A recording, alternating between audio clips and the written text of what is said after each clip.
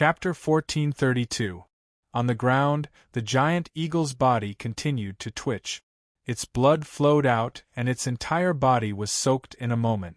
Nero, who transformed into a silver-gray leopard, walked around the giant eagle on the ground at this time. "Mr. Death, you don't seem to be as strong as I imagined. If you are more ferocious, I will be happier." At this moment, the giant eagle's eyes had slowly closed. Obviously, the large amount of blood loss had made its body unable to support itself. A faint, gray shadow slowly emerged from the giant eagle's body at the same time. Leopard Nero suddenly narrowed his eyes.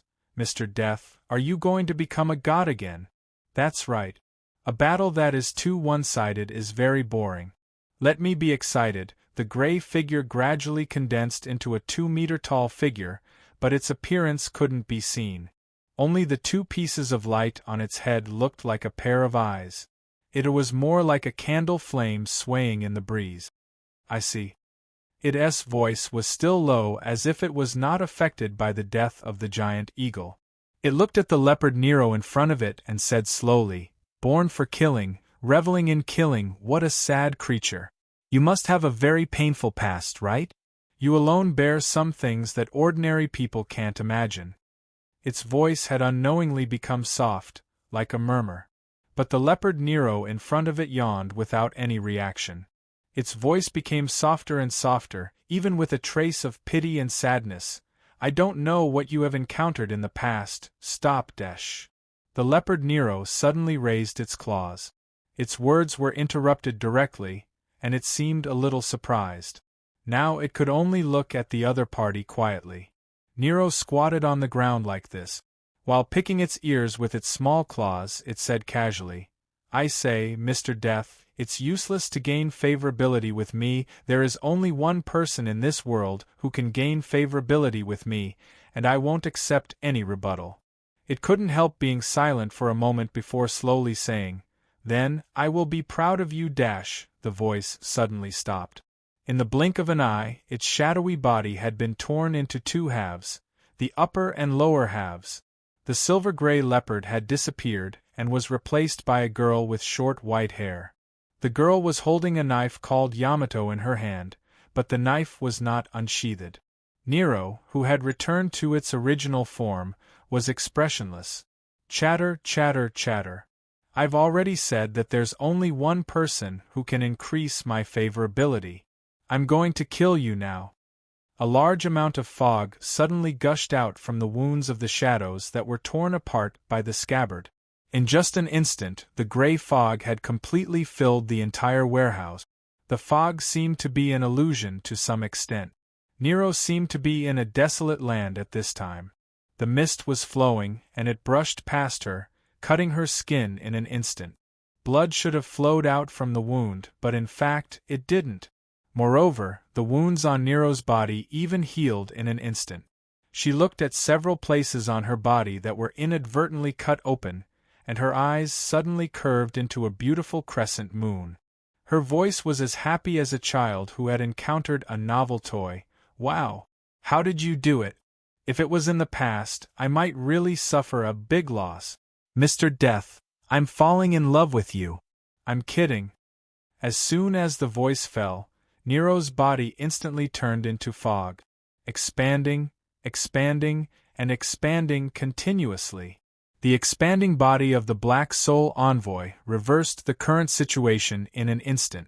It directly covered the mist and devoured it. It resisted fiercely and turned into a whirlwind.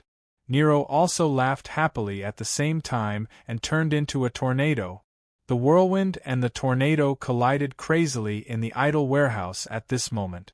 The high-pressure airflow directly lifted the deck of the warehouse, knocked over the iron sheet, raised the dust, and destroyed everything wantonly. Finally, the whirlwind gradually became weak and finally dispersed in an instant. Its shadow-like body fell heavily to the ground at this time, and it was difficult for it to get up for a while. The tornado gradually stopped. In the wind, the girl with short white hair was carrying her knife. She twisted her neck and a crackling sound could be heard. "Mr. Grim Reaper, I'm done warming up. Let's officially start the competition. It finally got up, and its voice was a little soft. It didn't deliberately lower its voice, but it seemed to be weak. You are not a druid. If you say I'm not, then I'm not. Nero replied with a smile. I can sympathize with the other party very much. It was silent for a moment, resisting the urge to beat the other party up because of the sudden surging waves in its heart that should have been calm. Slowly it said, I feel an aura close to death from your body. It's very strange. You don't seem like a creature that should exist in this world. Nero blinked and said, Hearing what you said, I suddenly feel super handsome. Mr. Grim Reaper, I suddenly feel a little reluctant to kill you. Looking at the situation, I did unknowingly become a toy for your amusement. It's really ironic. It shook its head, but no matter what, I hope you don't get close to the Smith family. That's all I have to say. You say it as if you can turn the tables. Nero sneered suddenly. At this moment, its figure gradually faded, as if it would disappear at any time. Nero didn't speak. With a flick of her finger, the scabbard on Yamato was directly ejected. The next moment, she directly inserted Yamato into the ground. At this moment, hundreds of blade lights appeared in the air. The dense blade lights were all pointed at it that was about to disappear, and then strangled it. Wah wah wah wah wah wah wah. All the blade lights stabbed at one point at the same time, and then the entire idol warehouse was directly crushed by the power of the blade light. Dust filled the sky. In the dust, Nero waved her hand to fan the dust in front of her with a look of disgust. She walked out and looked at her own knife, saying, Broken thing! Taisetsu can't beat me, I don't blame you. You can't even keep this, Mr. Death.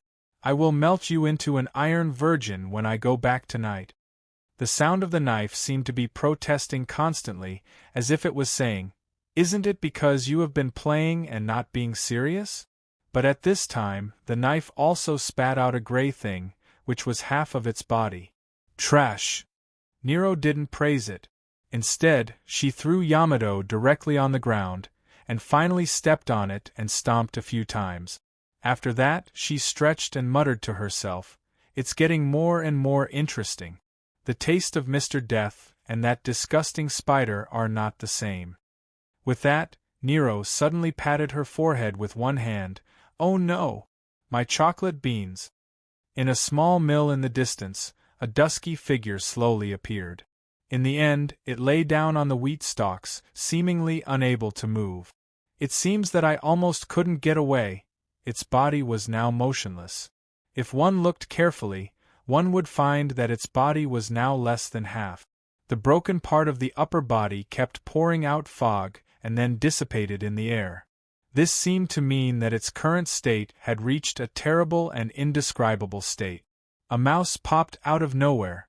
The little mouse poked its head out, moving its nose while exploring the way, and slowly approached it. The little mouse suddenly stood up, looking at the strange thing lying on the straw. It seemed that it had never encountered such an existence before. Go, don't come close to me. It looked at the little guy and slowly said, Even if your life is short, you will only die earlier if you come close to me. Squeak, squeak. Perhaps this little thing didn't understand. It still climbed up the straw out of curiosity. Finally, when it climbed on its body, the little mouse's movement became slower and slower, and even the agility of a mouse couldn't be seen. As it walked, the little thing suddenly came to a stop. Right at the chest of it. There seemed to be a slight sigh in the mill, then it slowly raised its palm and gently stroked the little mouse's body. It seemed to be chanting, will you come to this tree? A person who had taken 3 lives had been hanged to death on this tree. Strange things have happened here before. But what's more strange is, we meet under this hanging tree at midnight. When Nero returned to Joe's room, she saw that the child was lying on the table at this time. It seemed that he had fallen asleep. Nero glanced at it casually and found that Joe had written a lot of notes at this time. But the jar of chocolate beans was still there, untouched. The child didn't even put it back to its original place, but just left it on the table. Nero unscrewed the jar, picked a few that she liked, threw them into her mouth, and gently chewed. Then, she rolled her eyes as if she had an idea. She let out a creepy laugh and blew at Joe. Then, she placed Joe on the bed and sat on the chair. She picked up Joe's pencil and started writing on the notes that he had already written. After a while, Nero stretched her body contentedly. She stood up, summoned Yamato, and directly inserted it into the floor of the room. Yamato sank into the floor, and then directly went deep into the ground of Mr. Smith's house. Nero clapped her hands, then turned into a cloud of black fog, and left through the window. After a while, Joe rubbed his eyes and got up in a daze. He looked a little confused, not knowing why he was lying on the bed. Joe climbed out of bed and walked to his small desk. He picked up his can of chocolate beans and shook it a few times. He found that most of the beans inside had been eaten up. Joe suddenly felt bad. Then, when he saw that the notes he had painstakingly written were all painted with turtles, he couldn't close his mouth for a long time. He puffed up his cheeks, angrily grabbed the can of chocolate beans and threw it into the trash can, but he didn't open it. Because he didn't open it, he didn't find that the beans were actually eaten, but a strawberry-flavored bubble gum was put in. "Liar!" Joe muttered, then walked out of the room. At this moment, Mrs. Elora called him downstairs to have afternoon tea. After wandering around outside, Nero walked slowly into the manor with her hands as a pillow. At this time, Taisetsu was cutting grass in the courtyard. She felt that it was interesting, so she floated in front of Taisetsu, and then sat on the lawnmower, facing Taisetsu. "Taisetsu Appa, you look so handsome when you are working." Taisetsu had to stop the lawnmower and said grumpily, "Didn't you say that you were going to buy something outside? Where is it?" Nero blinked subconsciously. She even spread out her hands and looked at them. Then, Nero's jaw suddenly dropped.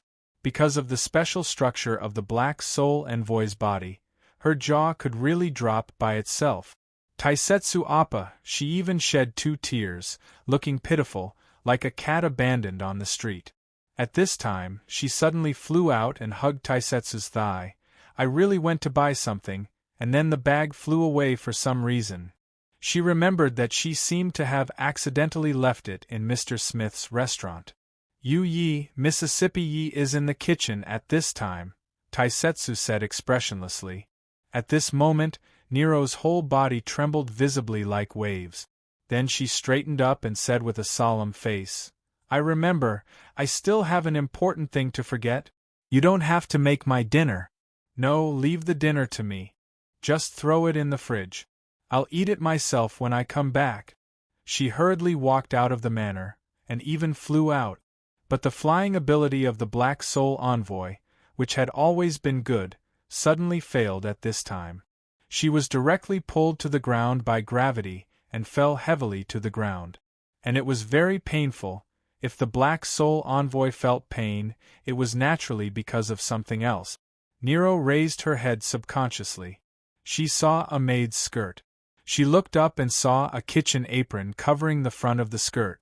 She looked up and naturally saw the beautiful face. "Greetings, Mississippi. Yi." Nero smiled embarrassedly. Mississippi Maid smiled slightly at this time. "Greetings, Mississippi Nero. I heard that you diligently went to buy ingredients for me today, right?" "Yes." Nero blinked and stood up. Mississippi Maid said softly at this time, "It's really hard on you. I just want to make something. Let me see what useful things you bought." "Okay."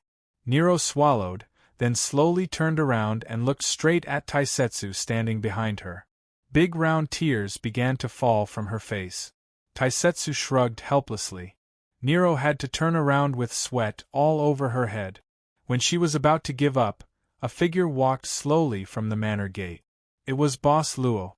Boss Luo was carrying 2 shopping bags in his hands. Luocho said casually, "I met Nero in town and bought something together. See if you need anything." "How timely." Mississippi Maid took it gently. "Master, afternoon tea is ready. Please wait for a moment." "Is Luoya asleep?" Luochu asked casually. "I don't think so." Mississippi maid said softly. Mississippi Lua seems to be in good spirits today. I see. Boss Luo nodded. I'll go and see her. I'll come down later. Mississippi maid nodded. She didn't look at Nero again from beginning to end. This made Nero relieved. She knew that she had escaped a disaster temporarily.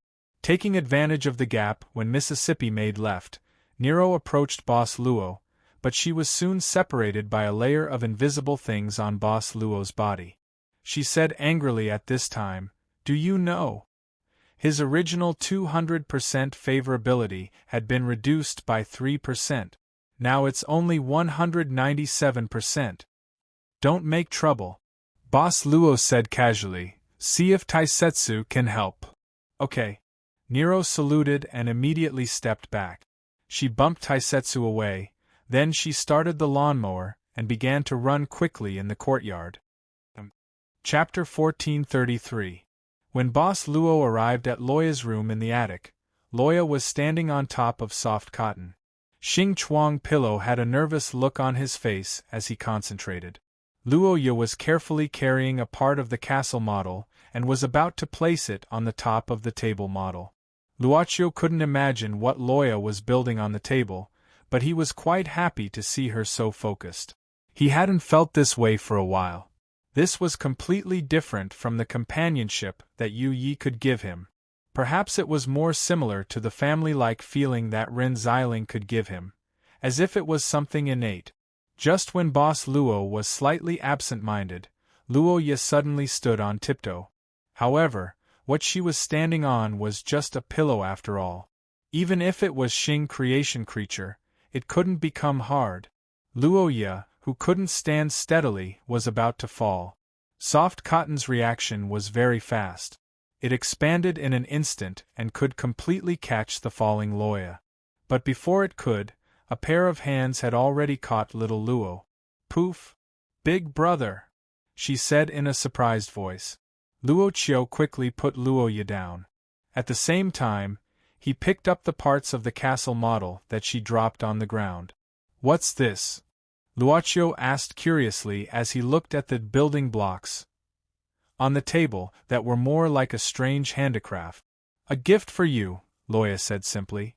"A gift for me?" Boss Luo was slightly taken aback. Then, he glanced at Soft Cotton. This star creation creature seemed to have the cleverness of a certain black soul envoy who was addicted to being a king god and couldn't extricate itself. It trembled and said, "Master, this is a gift from Miss Loya. Miss Loya has been working hard on this today. She said she wanted to make you happy." Boss Luo glanced at Loya and found that she lowered her head shyly. She even grabbed her skirt with both hands uneasily. "Thank you, I like it very much." Boss Luo smiled and gently rubbed Loya's little head. Then, he turned his head and looked at the very unique handicraft on the table. Then, he looked at the last part in his hand as if he was thinking about something. Luoya seemed to have sensed something. She raised her head in confusion and revealed a trace of nervousness. At this moment, Boss Luo suddenly put the last part on the table. This was where Luoya had intended to put it. "Let's do it like this." Luochio chuckled and said, "It looks quite interesting this way." Luoya seemed to have sensed something and subconsciously poked the work in front of her. She found that the model had become stable. It was obvious that it had been finalized. "Do you want afternoon tea?" Luochio said softly. "Yu Yi should have made a lot of delicious things for you." Luoya thought for a moment and nodded obediently. "Then, let's go down." Luochio directly took little Luo's hand and walked out of the door. When they went out, Boss Luo took a last look at Luoya's work and suddenly asked, "What is this?" Luoya thought for a moment and said, "A pyramid. It's really a special pyramid." Boss Luo smiled and did not say anything more. He just gently closed the door. In Luochio's view, this was probably not a pyramid, but something special. It was more like a special building, a simple prototype of a building that did not exist here. Luochio found that he had actually seen something similar somewhere, in the Penglai treasure vault, in the courtyard of Cecil, a survivor of the Eternal Kingdom. The ancient city of Pompeii, the inner city, in the castle of the inner city. Perhaps this building could no longer be called a castle. It was more like a strange building that was different from any style in the world. But at this time, the exploration team inside obviously could not see what it looked like at this moment. Rumble. This was the sound when Kelowna Shinryu, who was on the verge of going berserk, was bombarding the inner walls of the castle. Next to her, the little butterfly monster was lying on the ground with stars in her eyes. The little butterfly monster felt that she used to like the merry-go-round, a motorized game invented by humans, but at this moment she felt that even if the boss invited her to play, she would definitely not go. Rumble. Finally, after another punch, Long Shirua suddenly stopped. She slowly exhaled and calmed her restless heart. This place had a strange side effect that accelerated the loss of power. If she used her power endlessly, without the support of Kelowna's earth, she would eventually run out. No wonder the allied forces of the inhuman realm suffered so many casualties. I'm afraid that they were exhausted just by sneaking in. Even I was almost killed. The dragon god of Kelowna frowned. She always felt that such an insidious way of killing people was a perfect match with the character of a scheming maid. At this time, Luo Dance slowly got up and walked to Long Shirua's side. Sister Dragon, there seems to be something inside. Yes, I know. Shinryu of Kelowna nodded. Because he found that there seemed to be something inside the broken wall, he stopped. Hide behind me, let's go in and have a look. With that, Long Shirua took a deep breath and cautiously, she couldn't remember when she was so cautious last time. Perhaps it was when she still had the surname of Xianyuan. When entering this room, Shinryu of Kelowna had a feeling that it was different from all the strange rooms he had experienced before. It was an unprecedented yet familiar feeling. Sister Dragon, it's so strange here, Luo Dance suddenly said. Long Shirua frowned and looked at her. The little butterfly monster looked around and muttered to herself, "It feels like the first time I saw Boss. No, it's like the first time I entered Boss's shop. It feels like that time." Speaking of which, Long Shirua had never entered a shop personally. Although it was not the first time she had done business with Boss Luo, it didn't happen in the shop. There seems to be no one here. The little butterfly monster looked around and found that this room was like a hall. There was a black staircase in front of her. She counted and found that there was a total of 1 step on the staircase. There was a huge chair on the staircase, a throne. Besides that, there was nothing else here. It's strange. Shinryu of Kelowna frowned.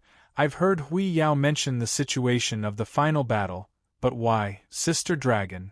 Long Shirua explained, look at this room, it's bigger than any of the previous rooms.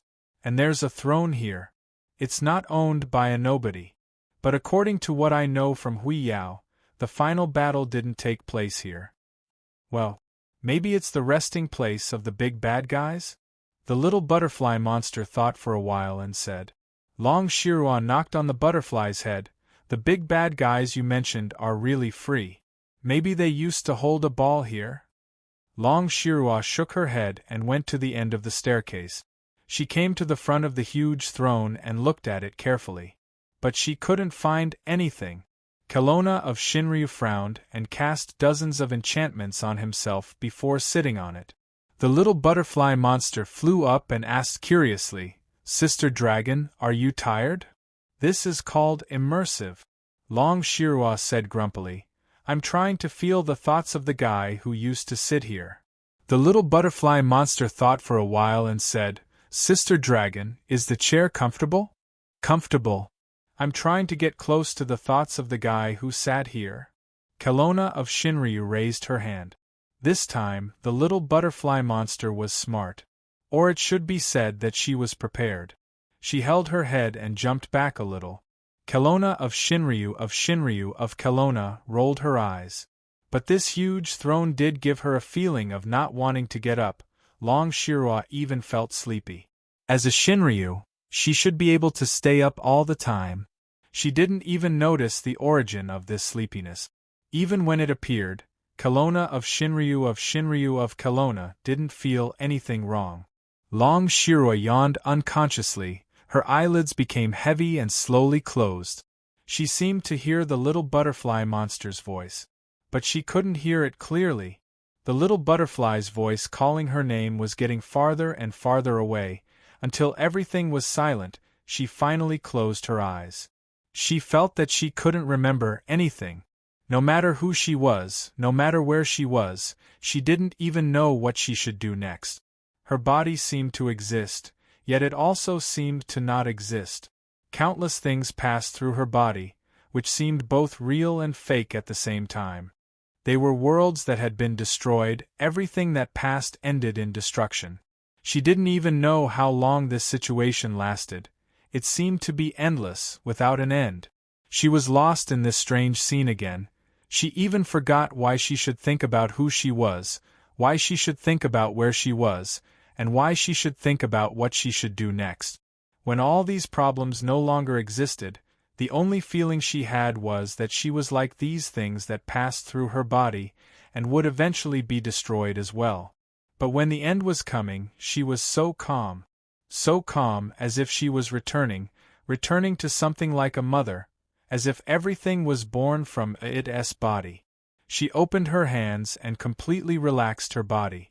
She didn't let everything pass through her body, but as if she had become everything here, following the rhythm of everything, flowing to the end of everything. It's coming. The end. Suddenly, a sound startled her, causing her to wake up from her near-eternal slumber. She abruptly opened her eyes. She saw that she was in a place of chaos. In the center of the chaos there was a huge black thing, but it seemed to have its own light. Like the sun during a total solar eclipse, there was a circle of white light at the edge, burning like a flame. It was the thing that broke everything and returned everything. And the sound she heard came from a figure. A figure stood in front of her, in front of it. She tried hard to hear the voice of the owner of the back, but she couldn't. The back slowly turned around at this moment. But the moment she was about to see the figure clearly, everything became blurry. The figure seemed to have become a pixel that was disrupted. She reached out her hand towards the disrupted figure, wanting to charge forward recklessly. But at that moment the entire chaos of time shook violently. The shaking threw her away completely. The moment her hand was about to touch the figure, everything suddenly disappeared. Sister Long. Sister Long. Sister Long. The sound came from far and near. How long have I slept? Long Shirua slowly opened her eyes, rubbing her forehead subconsciously. She knew that she fell asleep inexplicably, but she couldn't remember what she dreamed after falling asleep. She only knew that she had dreamt of something, but everything related to it seemed to have been locked away. She couldn't even see a trace of it. It's been 3 minutes, Luo Dance said worriedly. No matter how I shout, he won't wake up. I'm so scared. Maybe I'm a little tired, so I took a nap. Long Shirua waved her hand, indicating that butterfly monster didn't need to worry. But she secretly checked her body, but didn't find anything wrong. Long Shirua suddenly stood up, looking at the huge throne in confusion. Obviously, the strange and unrecollectable dream was related to sitting on this huge throne. What's this? Long Shirua now looked at a small box on the armrest of the throne, like a music box. I don't know. Luo Dance couldn't help being stunned. Well, when did this box appear here? It wasn't here before. Long Shirua frowned, holding up this strange music box, but she found that no matter how hard she tried, she couldn't open this mysterious music box. After all, she had already used all the strength she could muster. Not to mention a music box, even if it was a mountain, she would have been able to blow it up. At this moment, the huge and spacious hall suddenly trembled. Everything in this place began to collapse. First, it started from the huge throne, then the stairs supporting the throne, and then the floor under the stairs, and the pillars supporting this place. Again, Kelowna's Shinryu cursed at this time. Don't let me know who's playing me. I'm not finished with you. With that, Kelowna's Shinryu didn't care about the strangeness here, lifting Luo Dance with one hand and grabbing this inexplicable music box with the other, rushing out of the hole. But what made Long Shirua more surprised was that after she rushed out of the hole, there was no vibration around, everything was so quiet. Long Shirua subconsciously looked back, but found that the hole in the wall was still there, but from here she could only see a narrow stone room with nothing in it. Obviously, the place where she and Luo Dance entered had disappeared. Chapter 1434. Pompeii City, Inner City. Inner City Castle.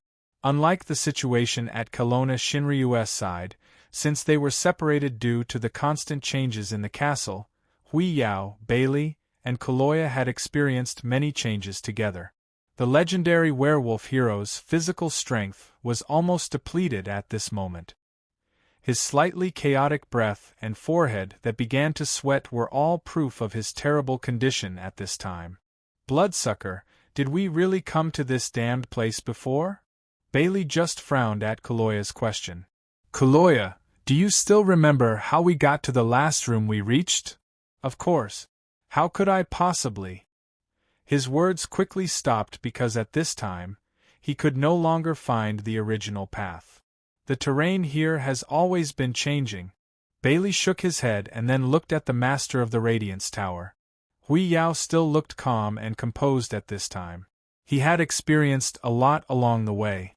Although he had experienced many thrills, he did not seem to have consumed much of his energy.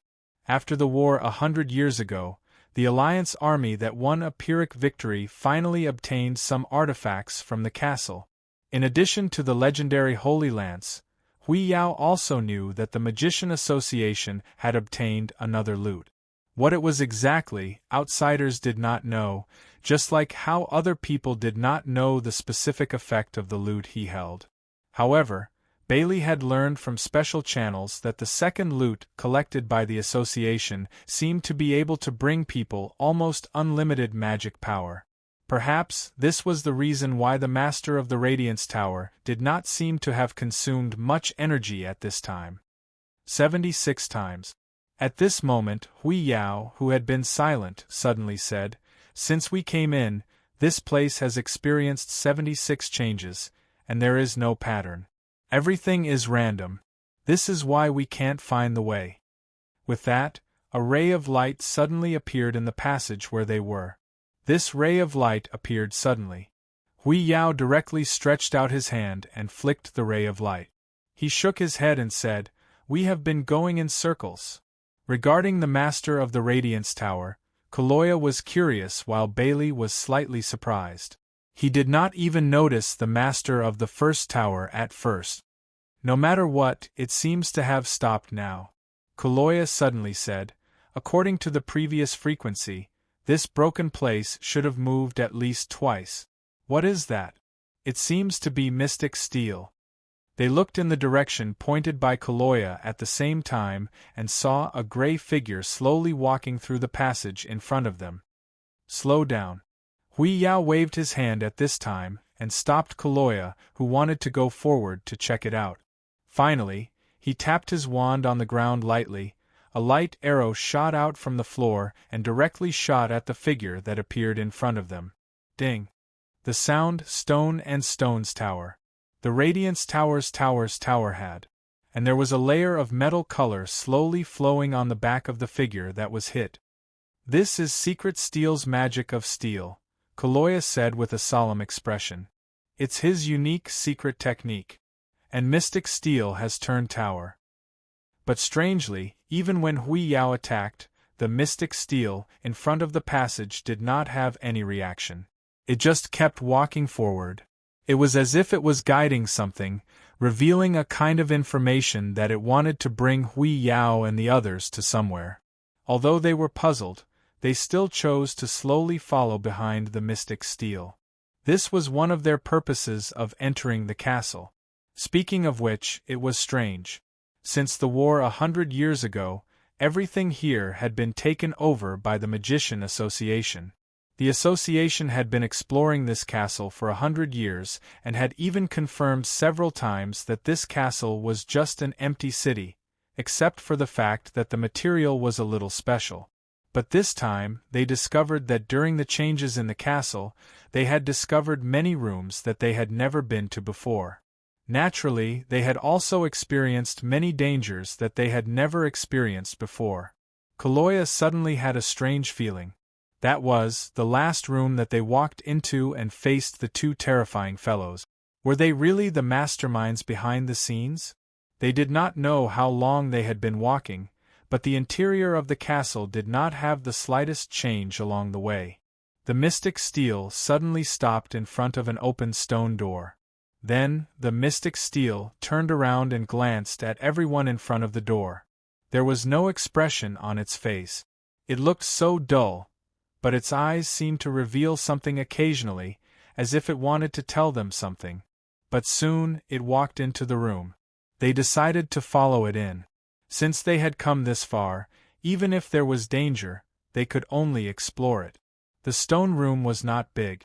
They could see everything in here at a glance. There was only a stone coffin placed in the center of the room, and the mystic steel was standing quietly in front of the stone coffin at this time. "It seems like it wants us to open this coffin," Beilegan said with a frown. "I'll do it." Kaloya did not think too much and walked up directly. Hui Yao could see the old wolf's thoughts. He did not have much time left. If there was any danger, he would be the one to deal with it. He did not stop it. Stopping it would be a disrespect to Kaloya, who already had such thoughts. He just secretly made preparations so that he could help at any time. At this time, Beilegan was also making the same preparations. This made Hui Yao appreciate Beilegan a little more, but he did not intend to completely approve of the acting Grand Duke of the clan. At this time, Kaloya slowly pushed the stone coffin open. There was no danger. The stone coffin was pushed open easily. Kaloya frowned and extended his head to take a look inside. Then, he stretched out his hand and took something out of the sarcophagus. It was a sheepskin handbook. "What is this?" Kaloya opened it and looked at it. "This looks like a map." He opened the handbook in front of Hui Yao and Beilegan. Hui Yao and Beilegan looked at it together. They could almost confirm that it was a map at first glance. However, no matter how hard Hui Yao searched through his memories, he could not find any information related to this map. He could not even find any similar terrain just by looking at the drawing on the map. However, in fact, he was someone who could imprint the entire terrain of the modern world into his mind. "This mark. I've seen it before," Beilegan suddenly said. "Let me think about it." Hui Yao and Kaloya became quiet at this time. Beilegan took the map from Kaloya's hand and looked at it carefully. After a while, Beilegan said with a solemn expression, "Hui Yao Tower Master, how much do you know about the Axia record?" He did not ask Hui Yao if he had heard of the Axia record. This was because for some experienced Inhumans, they would more or less have heard of the legend of the Axia record. "You mean, this map is related to the Axia record?" Hui Yao's expression changed. In the face of this legend, he could not help but become solemn. "Yes." Beilegan nodded. "In the holy city of the Vatican, the Axia record envelope is kept. There's this mark on the envelope." He pointed his finger on the map and pointed at a mark that was marked somewhere on the map. It was a mark that looked like a rudder. "How do you know about it?" Kaloya could not help but be curious. The thing hidden in the Vatican? That group of old fogies would let you go in and visit their house? Beilegan did not pay attention to Kaloya's words at all. He just looked at the Master of the Radiance Tower Master and said, "Speaking of which, it's also a secret?" At that time, your Inhuman territory had not been created yet. It was many years ago. At that time, a noble in the Torito clan fell in love with a priest of the Vatican. In the end, she was captured by the judicial court and was imprisoned in the Godly Might prison. Later, there was a turmoil in the Godly Might prison. Many dark creatures escaped. She also took advantage of this opportunity to escape. At the same time, she brought back a notebook that belonged to the priest. In the notebook, there was information about the priest's experience in the Vatican. Among them, there was a record of the Axia record envelope. Kaloya did not have much doubt about Bailgan's words. In the script that he had written, there was a love story between a vampire and a nun. However, it was banned because of the opposition of that group of old fogies. Now, it could only be seen in some small underground theaters. Moreover, there were not many people who were willing to perform. Because these were all things that had happened in the past, he only slightly modified them. What about the noble who escaped? The master of the Radiance Tower master suddenly asked. Bailgan shook his head and said, a month after returning to the territory, she could not be treated because of her serious injuries. The holy water had completely extinguished her spiritual fire. Even her heart had lost the ability to regenerate. Where's the notebook? The Radiance Tower master asked again. Bailgan said, it should be kept in the reading room of the clan's castle. However, Fafnir caused trouble once and the reading room was severely damaged. I can't guarantee whether the notebook can be preserved or not. The Radiance Tower master nodded and then said in a deep voice, it's all right. Even if the notebook is gone, I can still help you to retrieve the memories related to reading this notebook. The Radiance Tower master said, there's no need to trouble you, master of the Radiance Tower master. I can also retrieve the memories. I'll send the notebook to you later. The Radiance Tower master did not say anything. He only nodded and then kept the map that was hidden in the sarcophagus. At this moment, the secret steel that had been motionless throughout the entire process suddenly moved. At this moment, a painful expression could be seen on its face. Its mouth was opened and its hands were holding its head tightly. However, it strangely did not make any sound. It seemed like it was enduring something. The few of them wanted to help, but they had no way to do so. They could not help but feel anxious. Finally, the secret steel suddenly quieted down. However, at this moment, its body gradually faded away, became transparent and finally disappeared. Before it finally disappeared, the lifeless face of the secret steel revealed a relieved smile. Just like that, it finally dissipated in front of the few of them. The Radiance Tower master sighed slowly and said in a sorrowful tone, it seems like after the secret steel was transformed into an undead, in order to lead us here, and even in order to let us obtain this map, it seems like it has violated some rules. Master of the Radiance Tower master, you mean? Kaloya seemed to have thought of something. His face suddenly turned abnormally ugly. The Radiance Tower master nodded slowly. The secret steel has really been sacrificed in order to let us come here. The secret steel might have discovered something else. The Radiance Tower master's voice was low. It's just that I'm afraid he can't reveal anything. He can only use this method to try to let us know something. Damn it! Kaloya slammed his fist on the sarcophagus and smashed it into pieces. After the disappearance of the secret steel, there was no longer any value in staying in this stone chamber. Hui Yao and the other two quickly left this place. However, Hui Yao did not expect that not long after they left the stone chamber, they would soon run into Long Shirua and the little butterfly monster who were separated when the castle in front of them changed. At this time, the Radiance Tower master still did not know the identity of the Shinryu from Kelowna. He only frowned occasionally. No one knew what he was thinking about. We've walked around and found nothing. Long Shira looked at Hui Yao and said directly, don't tell me that you guys didn't find anything as well. There's a little. Let's talk about it when we get back, Hui Yao said simply. Also, the isolation function of this castle seems to have disappeared. The Shinryu from Kelowna nodded.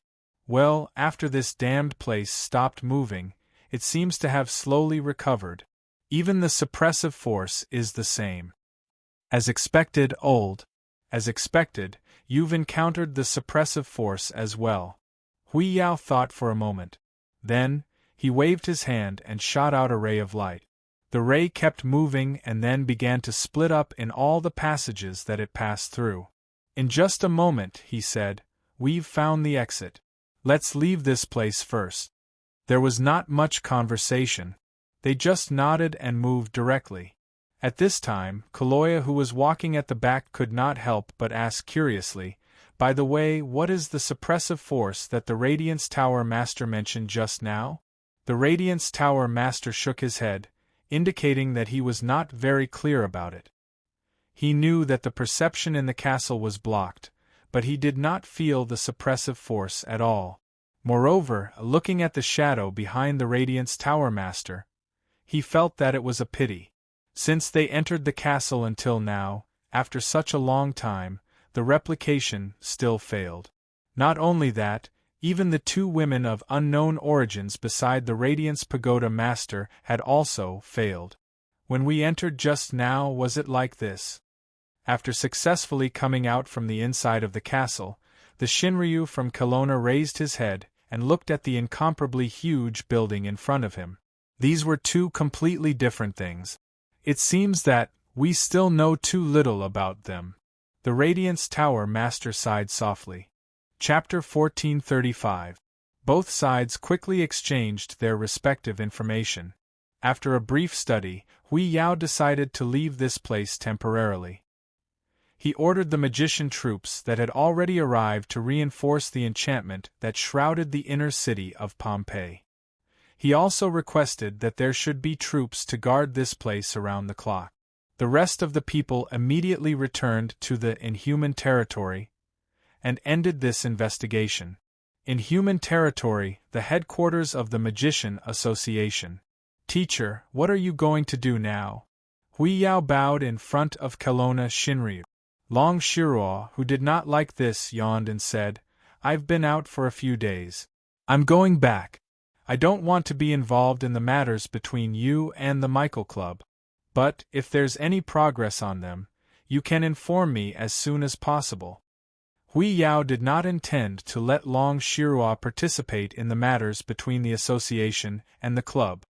He nodded and said, "Then, I'll send you to the coordinates closest to Kelowna. Also, Red Flame just sent some golden apples over, saying that it's to thank you for your assistance to the association this time." How could she secretly pluck a few next time? Kelowna Shinryu happily took the golden apples. It was indeed a rare treasure. Even if she did not need it, she could use it for other purposes. "Okay, I'll tell this old guy that I was wrong before." Long Shiruo shrugged. Hui Yao knew that his teacher was very good, so he did not say anything.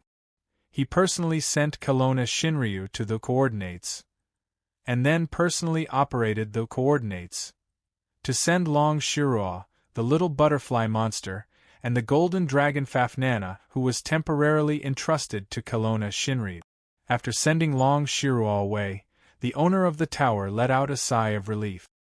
He still had many things to deal with personally, such as the internal management of the association after the fall of the owner of the Mithril Steel Tower, and how to reduce the external impact, such as studying the strange map obtained from the inside of the castle. This map might not only have something to do with Acacia's records. Perhaps it might have clues to find their origin. He had to be on guard against Michael. In addition, he had brought the little vampire girl that he thought highly of in the Torito clan. Now, she was arranged to stay in his magic tower. Since he had agreed to accept Elizabeth as his student, he couldn't just ignore it. Moreover, he really did have a heart of love for talent. At this time, a servant in the tower brought a notebook to Hui Yao. He said that it was given to him by the acting Grand Duke of the Toreador clan, Balegan. This should be the priest's note that was brought back by the female aristocrat who escaped from the Godly Might prison. Hui Yao opened the title page and took a look at Dulio.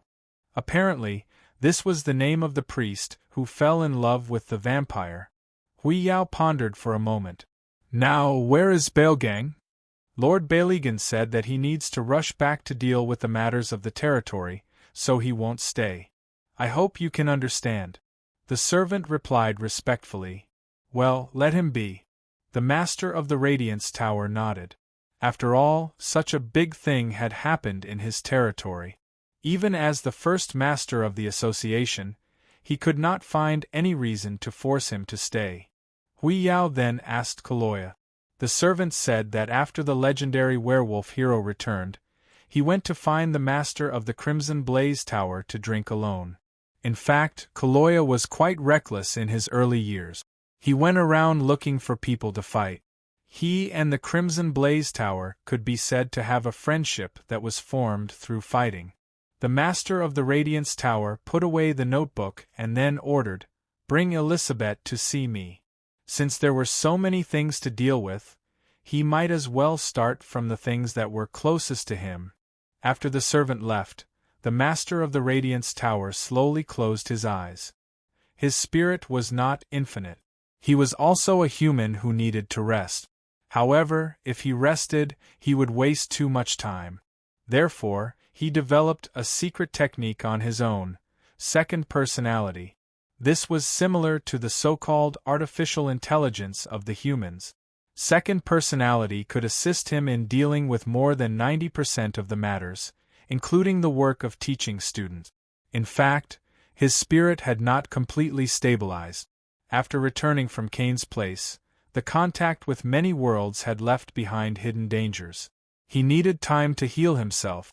The moment he closed his eyes, a figure suddenly flashed in his mind. It was a beautiful figure under the shadow of a tree under the moonlight. I don't know if Baligan can find her, or if she encountered any danger when the farm was in chaos. However, I've protected her. She should be fine. The first master of the Radiance Tower finally closed his eyes slowly. When he opened his eyes in the next moment, he was like an ice-cold machine. Then, the vampire girl Elizabeth came before the first master of the association with a trace of apprehension. "This is what you need to do next," he said slowly. The master of the Radiance Tower was so cold that even a cold-blooded creature like the vampire girl felt a chill run down her spine. The master of the Radiance Tower waved his hand. 2 rows of tall bookshelves appeared on both sides of Elizabeth. "These are all introductory books. Finish reading them first." The vampire girl was at a loss as she looked at the 2 rows of bookshelves beside her. She was secretly astonished. This many? This is only a part of it. The master of the Radiance Tower said expressionlessly, "In the future, you will finish reading 103,000 magic books. Go home." The vampire girl suddenly wanted to escape. But no matter what, she would not be able to do anything other than reading books in the future. "I understand, teacher." She still looked not used to it, but at least she had taken the first step, right? When the Tordo clan was in front of him, or the former Tordo clan was in front of him, Baelgan's expression did not change at all. Perhaps he still felt a little pity. He looked in the direction of the farm and showed a trace of pity. However, he did not stay for long and quickly sneaked into the secret cave under the cliff of the castle. This was the place where the Grand Duke of the Tordo clan slept. At the same time, it was also the burial place of the Grand Dukes of the 13 clans. When he walked into the secret cave, a shadow slowly appeared behind him. Vampires shouldn't have shadows, but his shadow was gradually forming, and then it left him. The peeled shadow gradually turned into a figure. If Hui Yao and Kuraloya were here, they would have recognized it immediately. The final form of the figure was the secret steel that they saw in the undead state in the stone chamber. But it seemed to be a little different from the secret steel in the stone room. At this time, the expression of the secret steel was obviously much more vivid. Even this secret steel, that transformed from a shadow, even spoke. "I can't copy Hui Yao this time. It seems that there is a limit to this item." Baeligan turned around and looked at the secret steel in front of him. After a while, he said, "You seem to like your current appearance." The secret steel shrugged, and his body gradually showed some vitality.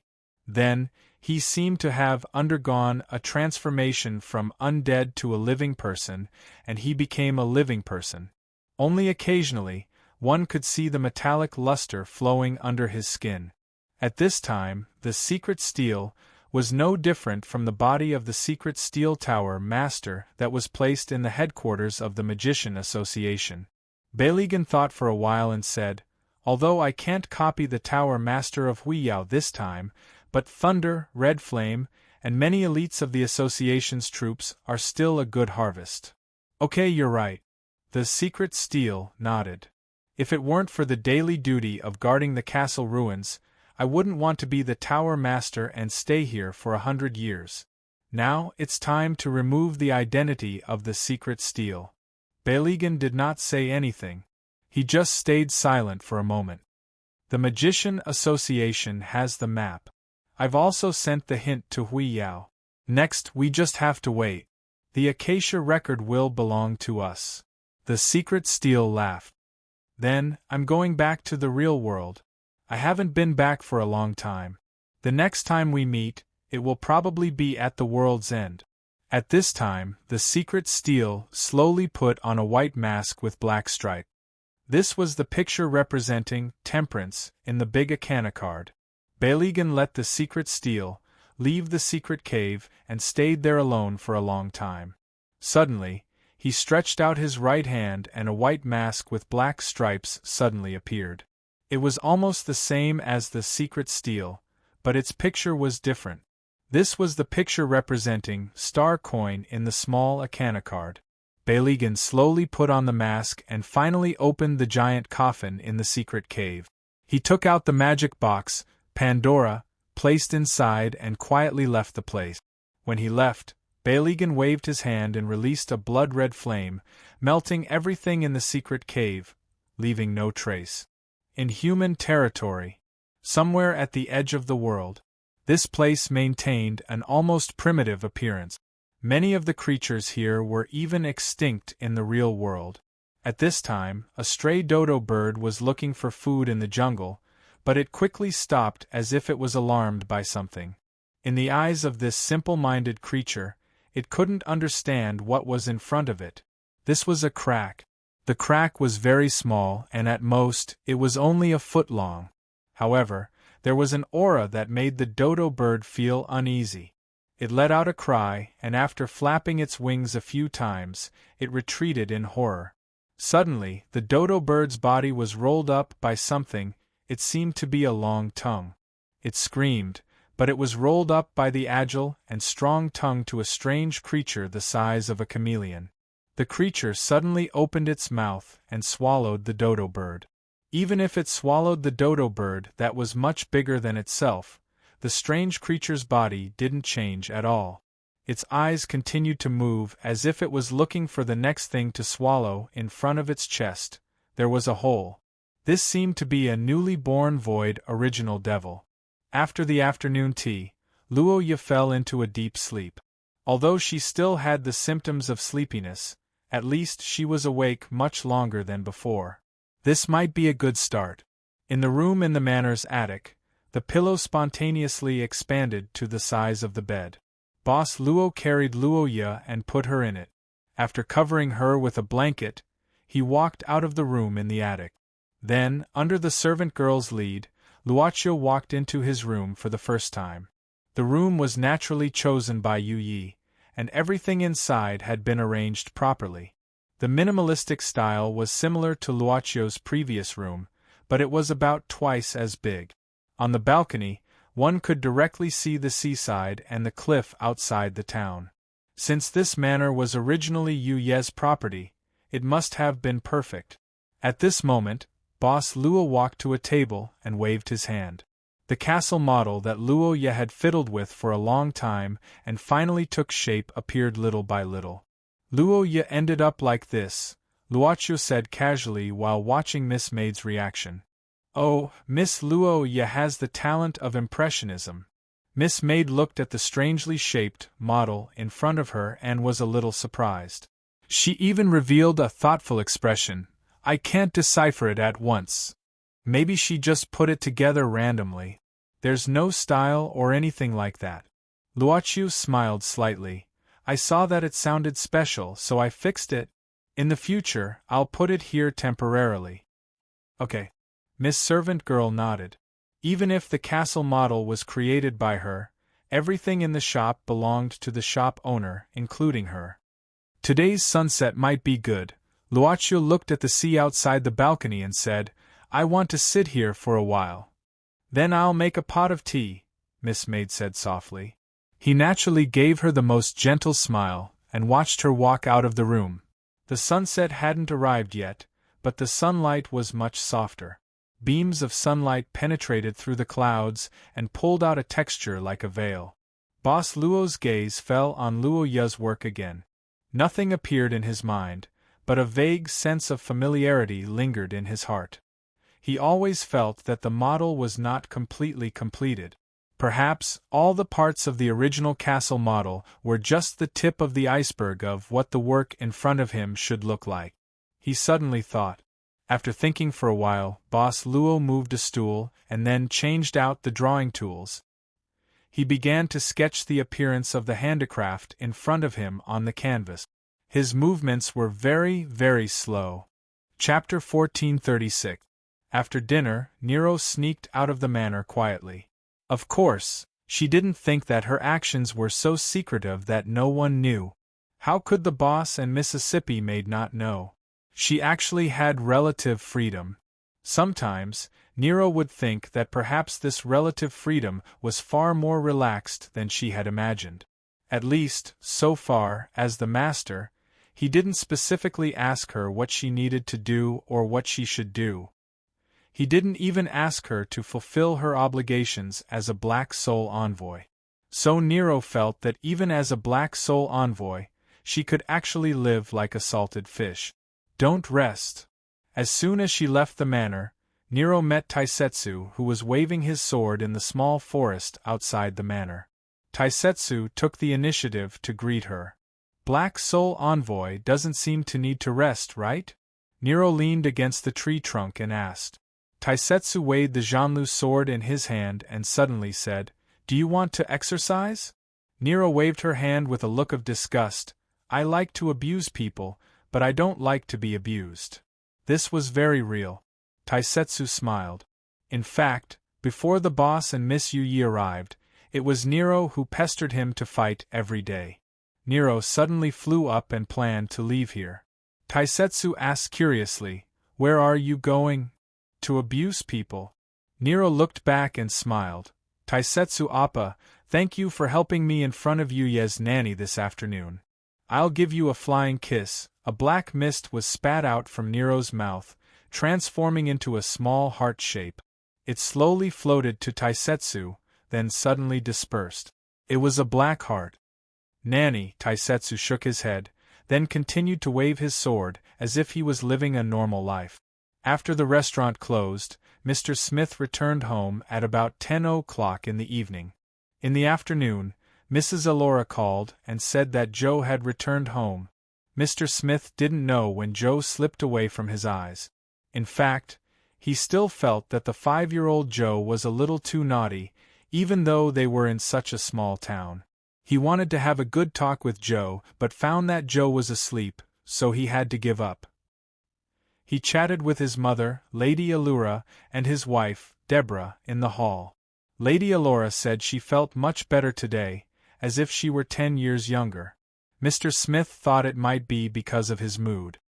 His wife, Deborah, was nestled in Mr. Smith's arms, and he was gently stroking her swollen belly, and the family occasionally talked about things that were not important, but were comfortable. Unknowingly, Lady Allura, who was knitting a towel, seemed to be sleepy and fell asleep. So did Mr. Smith, who had been working all day. The water was boiling in the kitchen. Of course, the water was not boiling yet, but the wind in the night was blowing the curtains. The swaying curtains seemed to be about to hit the fire on the stove at any moment. It even brushed past the bright fire several times. Maybe it was actually waiting to be burned, so the wind seemed to be a little stronger, blowing it faster this time. It shouldn't brush past the curtains this time. It was sure to hit the fire. When it was raised, it seemed to be pinched by an invisible hand. Click! But the fire suddenly turned off. Deborah directly turned off the air valve. It was said that pregnant women were more sleepy, but she didn't know when she woke up. Deborah's movements were a little slow. After all, it was inconvenient for a pregnant woman to give birth. She returned to the living room with one hand on her belly, covered Lady Allura and her husband, Mr. Smith, with a blanket, and then quietly opened the door of Joe's room to take a look. She tried not to disturb her family. Even when pouring water, she tried to be as gentle as possible. But it seemed that something was watching Deborah from the window, a gaze that would shine even in the night. As if feeling this gaze, Deborah stared at the night outside the window. She saw a pair of yellow, tubular eyes. They were the eyes of an owl. There was an owl perched on the tree in front of her house, watching her motionlessly. Deborah subconsciously hugged her arms, seeming to feel a trace of coldness. She suddenly became absent-minded, not thinking of anything in particular, but also not thinking of anything. "What are you looking at?" Her husband, Mr. Smith's figure, came from behind with the shawl he brought. While putting the shawl on his wife, Mr. Smith hugged his wife from behind, and then also looked out of the window. "It seems nothing." Deborah found that the owl on the tree seemed to have disappeared. Maybe it had flown away. She put her face on her husband's face. "I was just in a daze for a while. Go back to the room and rest, it's too late," her husband said softly. Deborah nodded and followed her husband back to the room. At this time, a small shadow flashed through the window. It seemed to be a black cat. If Mr. Smith had been paying attention, he would have recognized that this black cat seemed to be the one he had met during the day. The black cat didn't run far. It soon came to the front of the road. Here there was someone, a person in a black suit, standing here. The black cat arrived in front of the figure and leaped onto its body. The figure in the black suit folded its hands and held the black cat in its arms. At this time, it took out the pocket watch from the suit, opened it, and looked at the time. Then it put away the pocket watch and slowly walked to the front of Mr. Smith's house. But the moment it was about to reach out to touch the door of the house, it suddenly stopped. A ray of black light shot out from the ground like a bolt of lightning and hit it right on its body. But the moment the black lightning hit it, its body and the black cat turned into a puff of black smoke and disappeared. The black lightning circled around Mr. Smith's house and slowly fell down, turning into the shape of Yama and stabbing into the soil diagonally. A few seconds later, a white hand pulled Yamato up from the ground and put it on the shoulder casually. Nero looked at Mr. Smith's door and murmured, "It's so fast!" She yawned, then jumped on the roof of Mr. Smith's house and lay down directly.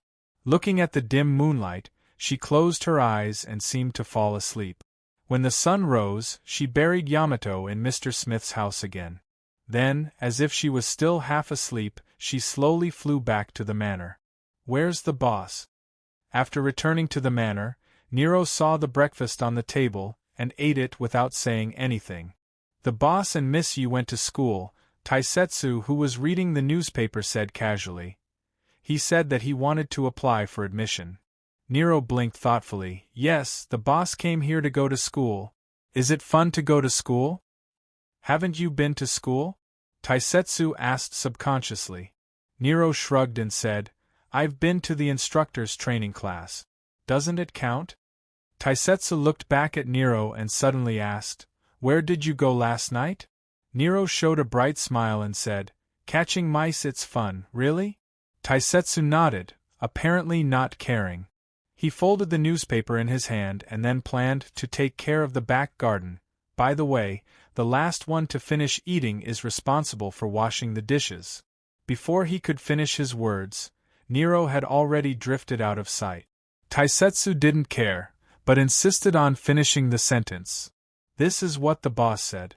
The last one to finish eating is responsible for washing the dishes." Nero, who disappeared, emerged from the wall at this time with a regretful look. She ran back dejectedly and washed the dishes. After the flash, they appeared in a snowy peak. One step forward and they would officially enter the boundary of Kelowna. It was really just one step forward. So Long Shirua didn't hesitate and directly stepped forward. In just a moment, an incredible and endless power began to flow into the body of Shinryu Kelowna. It's more comfortable to be home. Long Shirua stretched herself, feeling that even if she had to fight 300 rounds with that scheming maid, she wouldn't be afraid at all. Oh, it turns out that there's also a coordinate here. Luo Dance looked around and then asked curiously, Sister Long, why did we go so far to the inhuman domain last time? This should be a temporary coordinate, made by Hui Yao. Long Shirua thought for a while and said, It's impossible for me not to know that there's such a thing in front of my house. That guy probably said that on purpose, saying that it's been idle for a long time to deceive you. The little butterfly monster, who had learned to be obedient at this time, nodded obediently. Well, let's not talk about it. We've been out for several days. Long Shirua said quickly, Let's go back to the hospital. There should be a lot of patients. The little butterfly monster nodded and said, Yes. Some of the old men's medicine should be finished and need to be replenished. Sister Long, there seems to be the smell of snow lotus over there. Let me have a look. It wasn't that she didn't learn anything.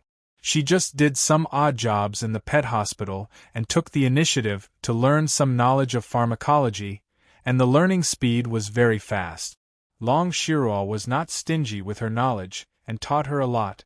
Seeing the little butterfly monster open her colorful wings and fly to a nearby snowy peak, Shinryu Kelowna was not in a hurry. She was already in Kelowna, so her heart was naturally bigger. Shinryu Kelowna suddenly took out the music box that she got from the castle. She tried to open it in the castle with all her strength but failed. She seemed to want to try again. So, Shinryu Kelowna took a deep breath and then grabbed the music box with both hands. She activated her power. Her control of her power had reached the peak and there was no leakage. Even if she used all her strength, it wouldn't cause the earth to shake. But at this moment, even though her face was red, she still couldn't open the music box. She was already in Kelowna and Shinryu's power was endless. This broken thing. Shinryu Kelowna, who gave up again, slowly exhaled and sat down on the ground, holding her chin. Should she clear her debt and use her intelligence channel to ask about the origin of this thing? But Long Shirua quickly denied this idea. If she said that no matter what she asked with the intelligence channel, that guy wouldn't know, she wouldn't even believe that he was the true dragon of the godly land. She always felt that something had happened to her when she got the music box, but she couldn't let Luo Chiu, who represented the store, know about it. At least, she couldn't let him know about it for now. But it was strange. She had already returned to Kelowna, but it seemed that she wasn't being chased for debt. Luochu said that it wasn't urgent and could wait until she returned to Kelowna to settle the debt. But now that she was back, there was no notification. Shinryu Kelowna couldn't help but mutter, Damn it, at least he still has some conscience. Just as she muttered, something fell from the top of Kelowna Shinryu's head. It fell directly into the snow in front of her. It was a syringe as thick as an arm. Shinryu Kelowna was startled. Then she stood up abruptly and stomped on the syringe on the snow, shouting angrily, Scumbag! Trash! Go to hell! The syringe couldn't be broken, it would never be broken. Even if it was broken, it would automatically recover. Shinryu Kelowna felt even worse after getting this answer. I won't draw it. Come and draw my blood yourself if you dare. Shinryu Kelowna snorted. I'm going to renege on my debt now, bite me. The syringe just lay quietly in the snow. Long Shirua picked it up and threw it towards the snowy peak. But not long after, the syringe would automatically return. She had no choice but to let it drop. At this moment, what the hell is this place? Why is the magic essence content so low? Not far away, the golden dragon Fafnir stood up shakily and rubbed its head. It wasn't just its head, it felt as if someone had broken its bones, and its whole body was aching as if it had just fought a great battle. Finally, Fafnir, who was looking around, saw the true dragon of China standing more than 10 meters away, and staring at him. Fafnir subconsciously shuddered. He still didn't understand the situation, but he didn't know why this old woman's gaze made him feel an indescribable sense of danger. Long Shiruo suddenly walked towards Fafnir. What do you want to do?" Fafnir nervously retreated, mainly because Kelowna Shinryu had a big syringe in her hand. The appearance was too frightening. "Oh, nothing," Kelowna Shinryu said expressionlessly. "I see that you don't feel well, so I want to draw some blood from you to test." "Don't worry, I won't draw much, just 100 liters will do." Don't come over." Chapter 1437. The little butterfly monster came back with some snow lotuses and other herbs. "Sister Long, I found a good wild one on the mountain." The little butterfly who was holding a lot of things blinked and looked at the shivering figure in the snow. It should be the golden dragon she had seen, but she didn't remember how thin Fafnir was. What was the golden dragon like? Like a skeleton, he barely managed to hold up the clothes on his body. Then, he kept shivering in the cold wind. His skin was dull. Even his face looked like it had aged hundreds of years. His face was full of wrinkles, and he couldn't even straighten his back. "Oh, you're back? Then let's continue on the road. We should be home before dark." The Shinryu of Kelowna was looking at an octagonal object which was the size of a makeup mirror box. This was the prop used by the administration to view the information on the intranet. It was a standard for the official staff of the administration. As one of the top consultants of the administration of Kelowna, Long Shiruo certainly had this thing, and it was specially made. "Sister Long, what's wrong with Mr. Fafnir?" Luo Dance hesitated and couldn't help but ask curiously. "Oh, it's menstruation." The Shinryu of Kelowna didn't raise its head. "Go back and get some brown sugar water for it." "Menstruation?" The little butterfly monster looked at the shriveled Fafnir with her eyes wide open, as if she had found a new continent. Old woman, what you did to me, you'll get retribution. I curse you to bleed to death this month. It's so painful that you can't straighten your back." Back.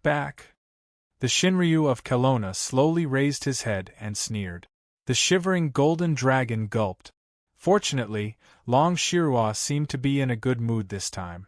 She didn't continue to embarrass it, but just said disdainfully, "Don't you know I've already killed the red dragon?" It didn't know what killing the red dragon meant.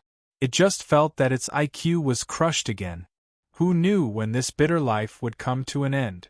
It already knew that it had been seized by Hui Yao to this eastern dragon, and there was no time limit. Although the vitality in Kelowna was abundant due to the revival of aura, it didn't need the magic element. The recovery speed of the golden dragon was extremely slow here.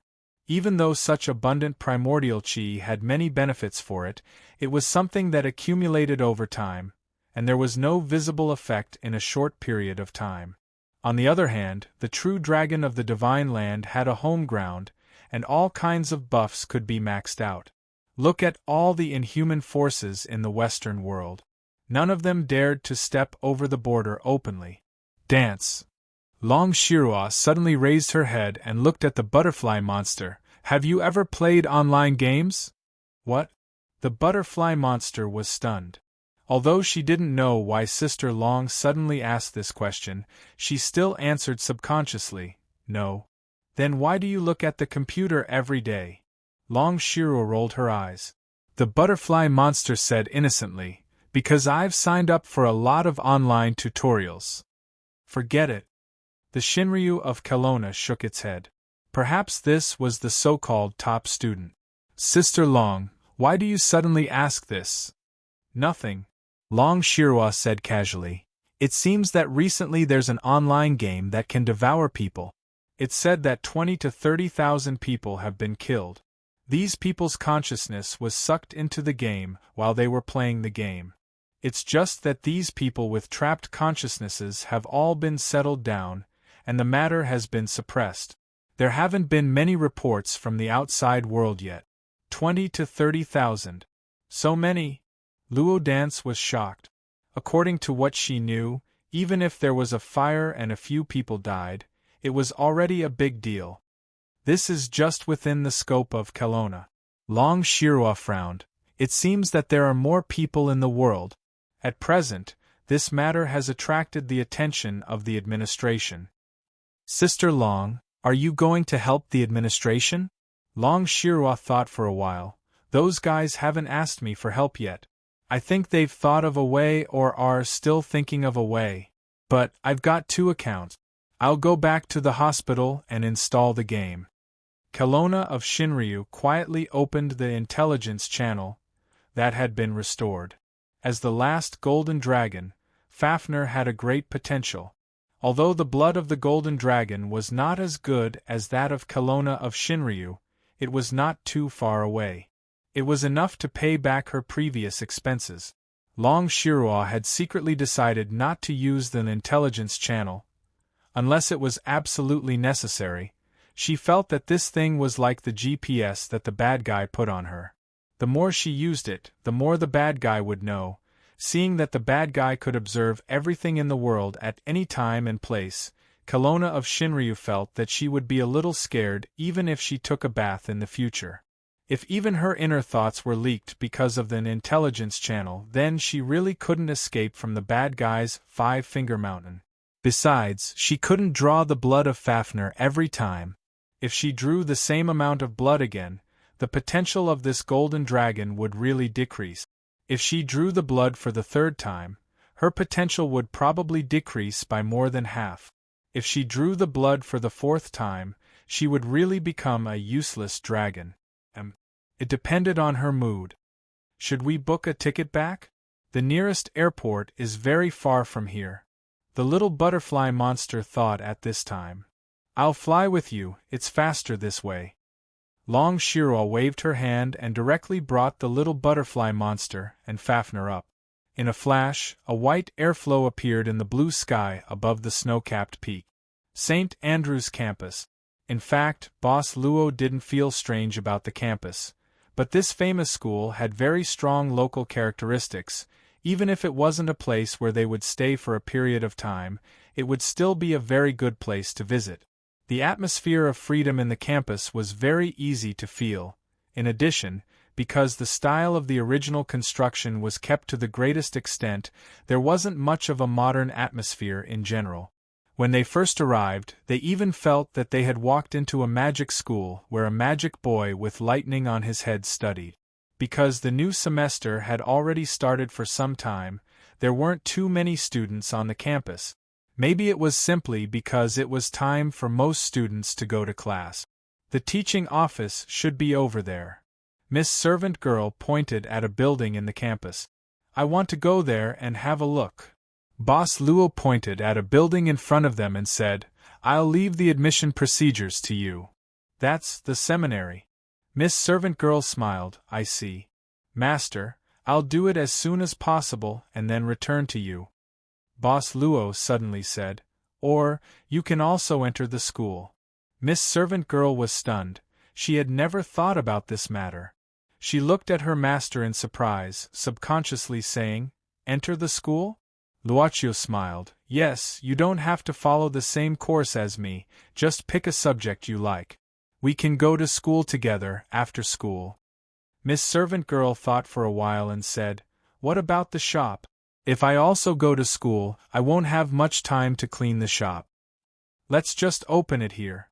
Boss Luo suddenly blinked and smiled. For example, it can become a club, what do you think? Club? Yu was stunned and then chuckled. Her eyes lit up as if she had thought of something interesting. Sounds good. Then, I'll leave the application to you. Luochio squeezed Miss Servant Girl's palm. Well, the name of the club, or the content? Miss Servant Girl was very specific. Yes, it needs a theme. Boss Luo thought for a while and said, or, something like psychological counseling will do. Or, you can provide confidences.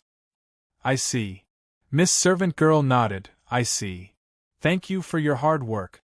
Boss Luo said, reaching out and brushing the hair on Miss Servant Girl's forehead, and then kissing her on the forehead.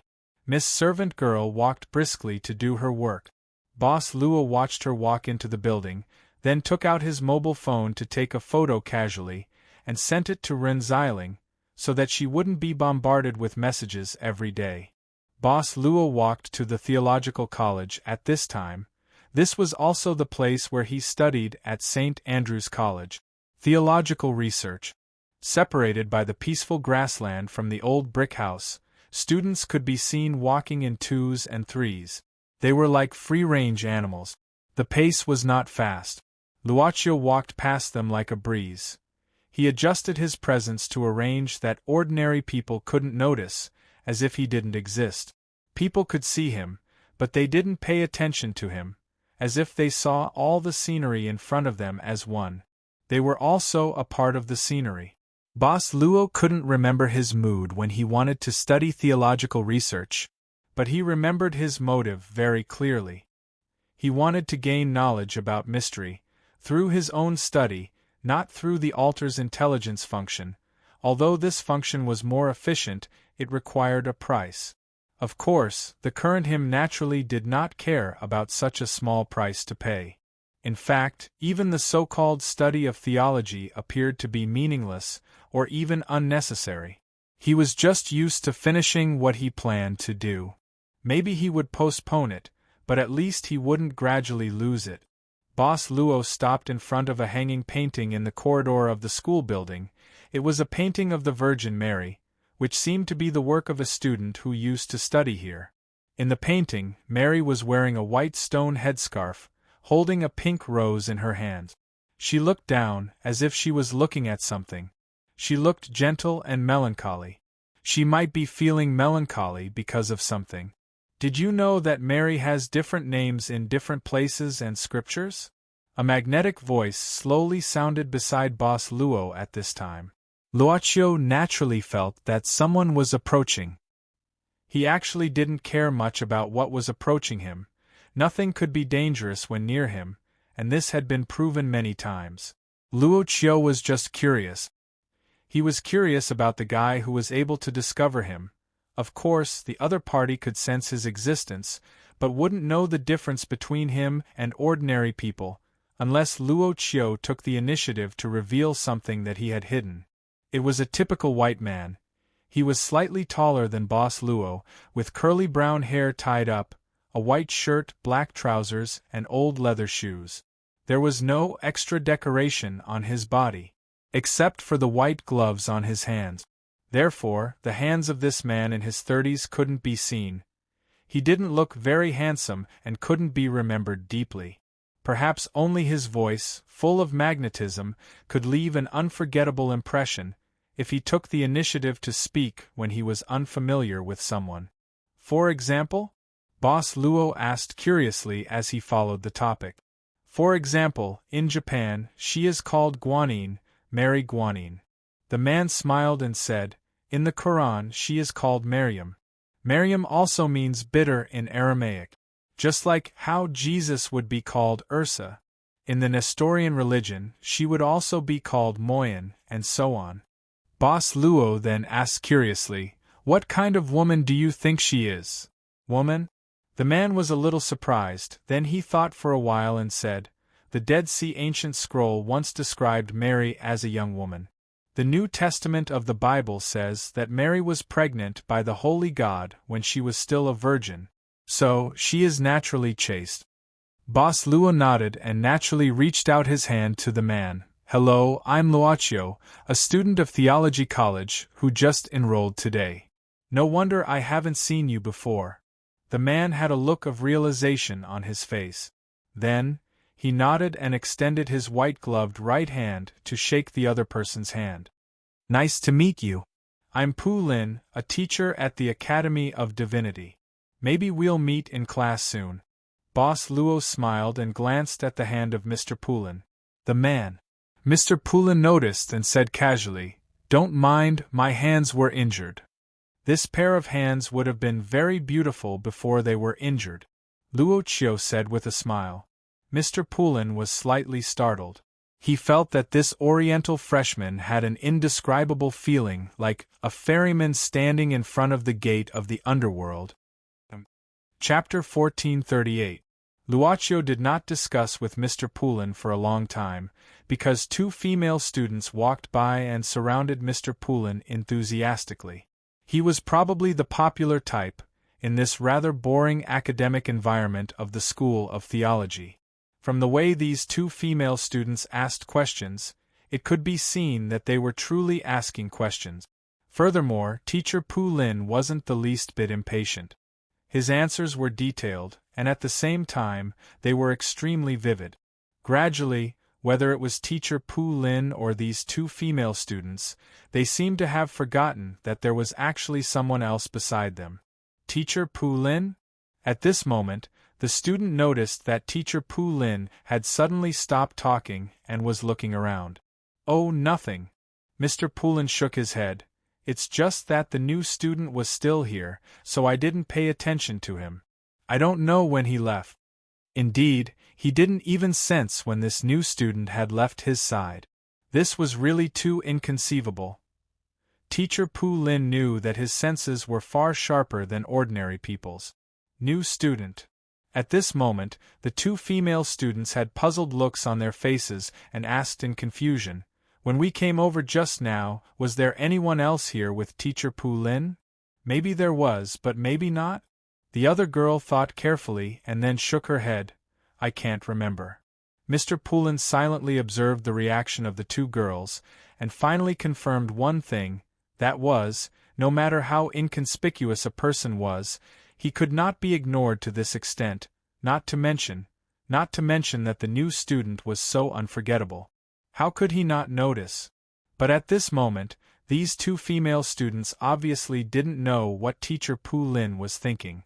They suddenly became even more enthusiastic.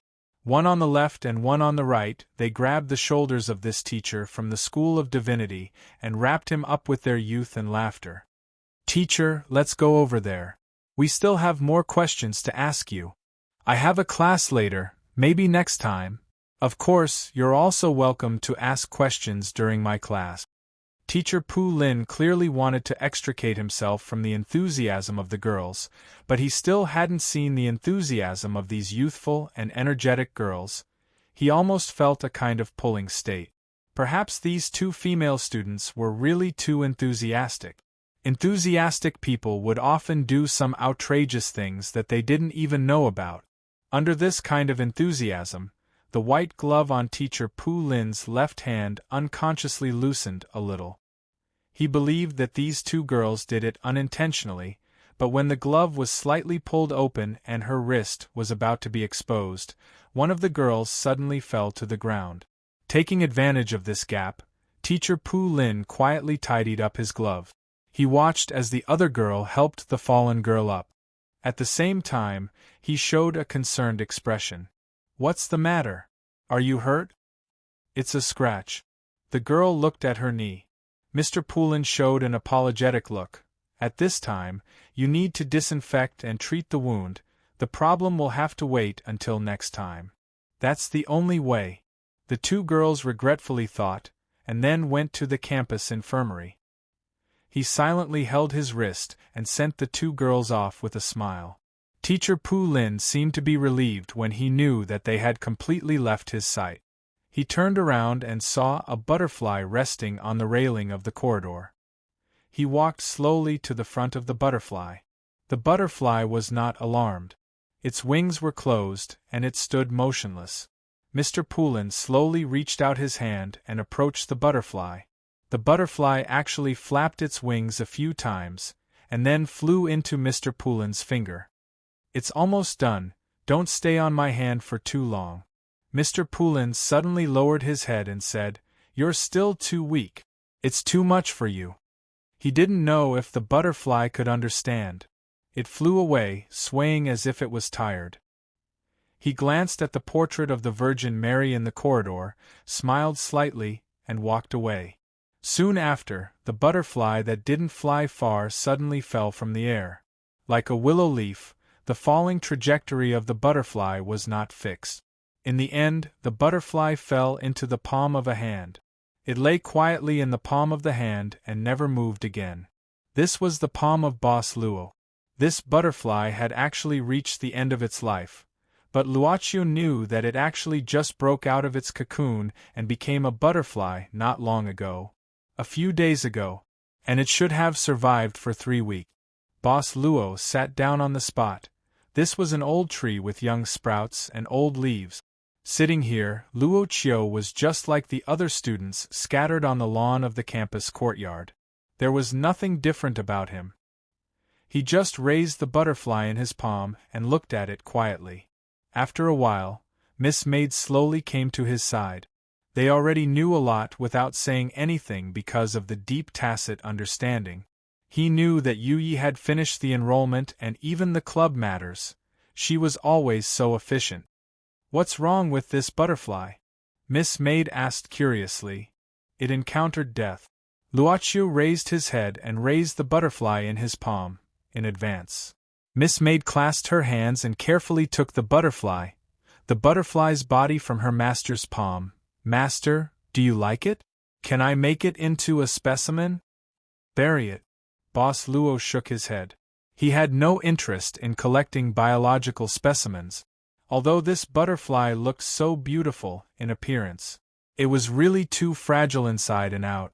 Although it was a beautiful butterfly, the kind of beautiful thing that people knew in Boss Luo's black and white vision, he could only see this beautiful appearance, a beautiful shell, but nothing was loaded.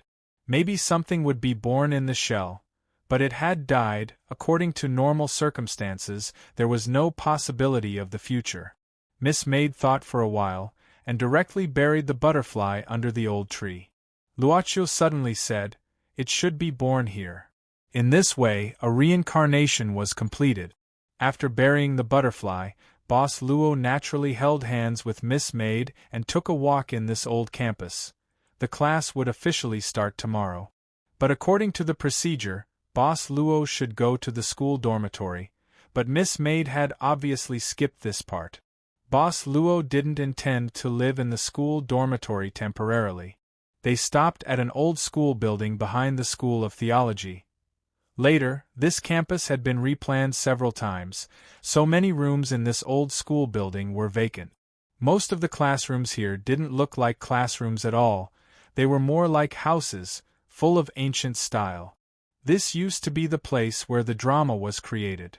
Downstairs, the servant girl pointed to a place on the left and said, several rooms were used as their activity rooms.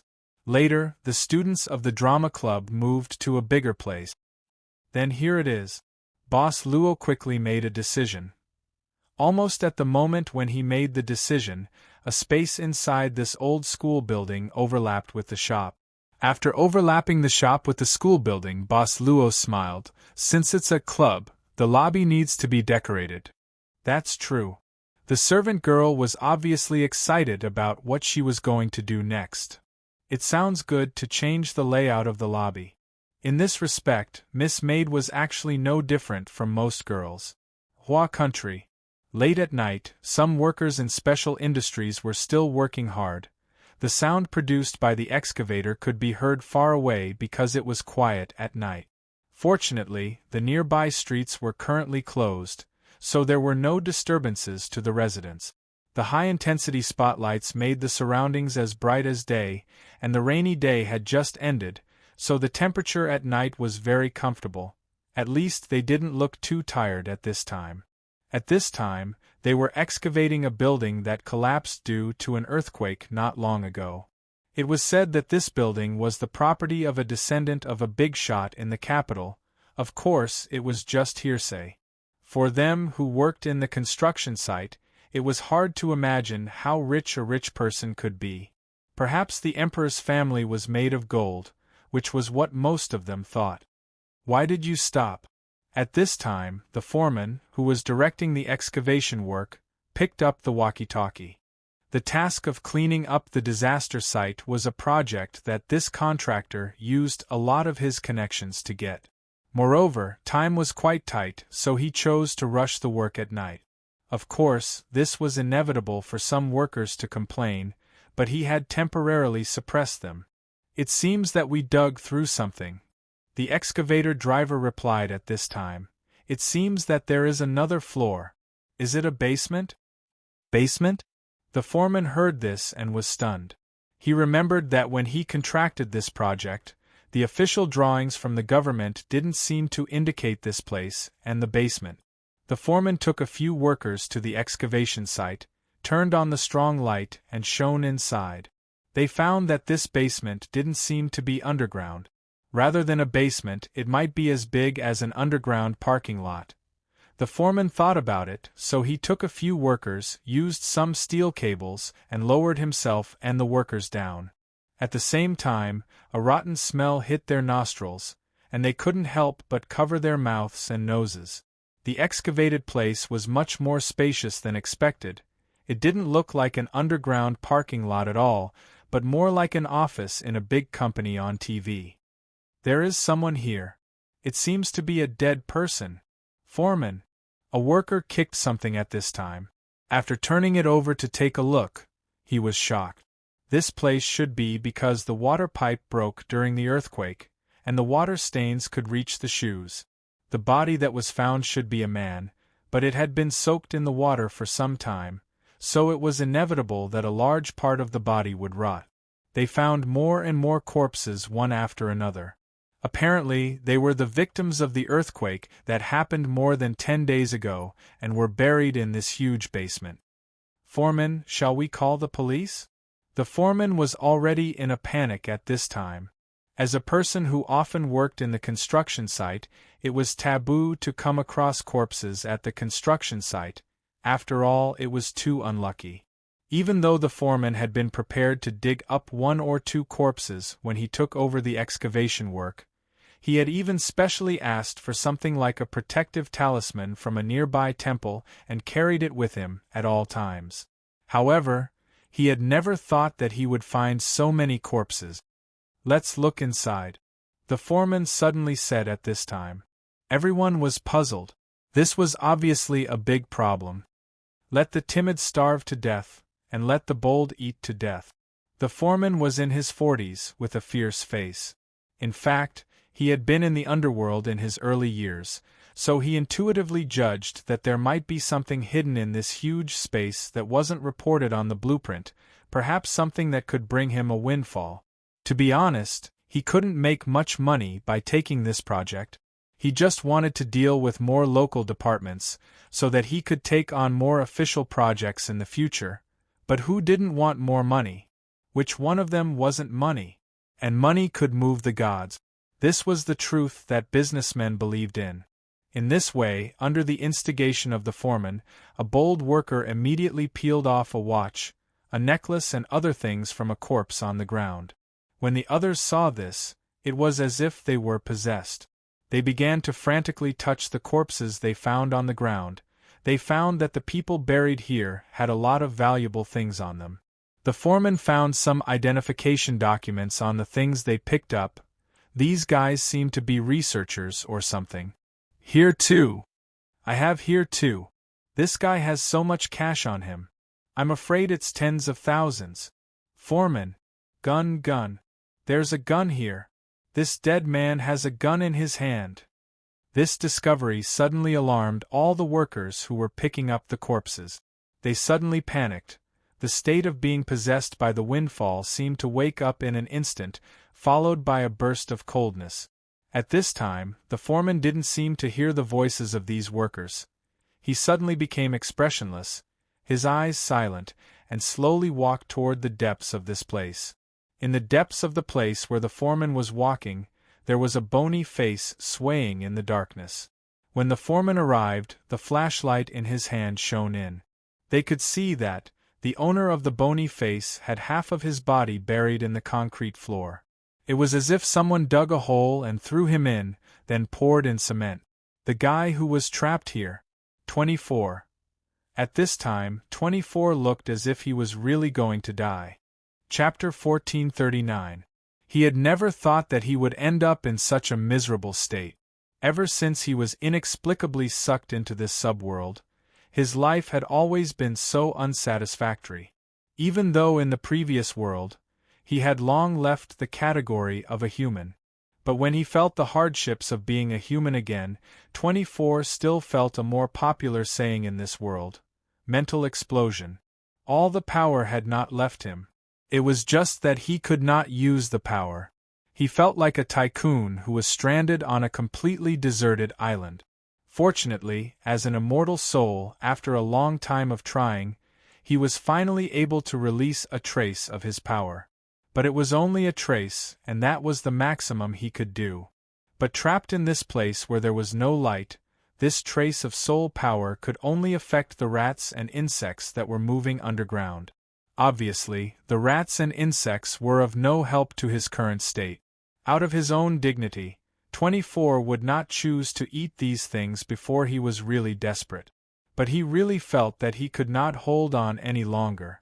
In the end, he controlled a rat to get close to him. Just as 24 was about to swallow the rat to replenish his strength, someone came to this place. There was really no such thing as a dead end. Not long after, somewhere in the Superpower Research Institute hidden in the basement of the building, there was a constant sound of smashing. The foreman who had the job of digging and his workers were like puppets, crazily smashing the floor. Late at night, a huge but unusually skinny figure slowly crawled out from the hole dug by the excavator. He had a typical Western male face, and he was also bald. When he saw the light of day for the 24th time, he even had a feeling that his eyes were brimming with tears. He breathed in the fresh air of the outside world to his heart's content. Although he had escaped, his immortal abilities were still in a sealed state. The only trace of soul power that he could use had been exhausted after controlling a few workers. Probably the only thing that he could be thankful for was that his current body seemed to have a powerful potential that was far beyond others. But now, he was starving. But because the work was done overnight, there was no shortage of food. These were the things that the workers prepared for supper. Now, all of them naturally fell into the stomach of 24, who had a new body. After using the fastest method to replenish his stamina, 24 put on the clothes that he peeled off from the workers and planned to return to his cursed house under the cover of the night. His power had been completely sealed, so he did not feel safe at all. When immortals explored the river of time and space, they would always encounter all sorts of strange things or dangers, but this was the first time they had encountered such a terrible situation. As for the cooperation between him and Zhong Luochen, 24 had never placed this kind of unstable cooperation in his heart. Now, any ordinary person could hurt him. He had used the last of his soul power to escape from this place. He did not know when he would be able to recover from it. Don't move. Just as he was trying his best to identify the direction of his cursed house, due to the earthquake, the area had suffered too much damage. A stern voice suddenly came from behind him. 24 frowned. As an immortal, he had never been afraid of such a warning. 24 subconsciously turned around and discovered that the ones who had stopped him were two patrolmen. If it was any other time, he naturally wouldn't put two small patrolmen in his eyes, but now foreigners? Name. Where do you live? What are you doing here? Why are you dressed like this? Please show me your identity card. He could only take out a ghost's identity card. He didn't even know the original name of this body. Faced with the patrolman's questions, 24 could only remain silent and think about how to escape. It was not that he did not understand the common sense of this subworld society, but because he already understood a lot. After thinking for a moment, he realized that he did not have a good way to escape. Speak. No, there is. Stand there and don't move. The patrolmen took out their batons and slowly approached 24's side. They saw this foreigner's sneaky appearance in the middle of the night, and most importantly, there were many bloodstains on his body. He was wearing clothes that did not fit him at all. This foreigner even looked particularly tall, but he was so shriveled that it was a little scary. 24 knew that once he was entangled, he would fall into a huge trouble, so the moment the two patrolmen approached, 24 reacted instantly. his body recovered a bit of strength. He could only resist with his bare hands, but at least he still had the will to fight. Sneak attack. The instant sneak attack allowed 24 to ruthlessly beat one of the patrolmen to the ground. When the other patrolman saw this, he was shocked, but he could only take emergency measures. They immediately started to wrestle with each other.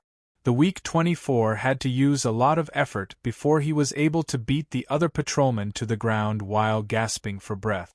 24 awkwardly climbed up from the ground. He shook his head, mocked himself for being weak at the moment, then followed the road to escape, but at this moment something flew towards him. 24 only felt a strong force directly knocking him down. His body staggered and fell to the ground. Then, a huge body pressed down on his body. Next came a pair of thick legs. Like a pair of scissors, the legs clamped down on his neck and locked his arms. 24 was suppressed by such a simple combat skill. Motherf *****. You actually dare to attack a patrolman in broad daylight. Do you think I, Mahoud, am dead? Don't you know that this city is under the management of labor management? Mahoud. Mahoud? Who is Mahoud? 24 had no time to think about this at this moment.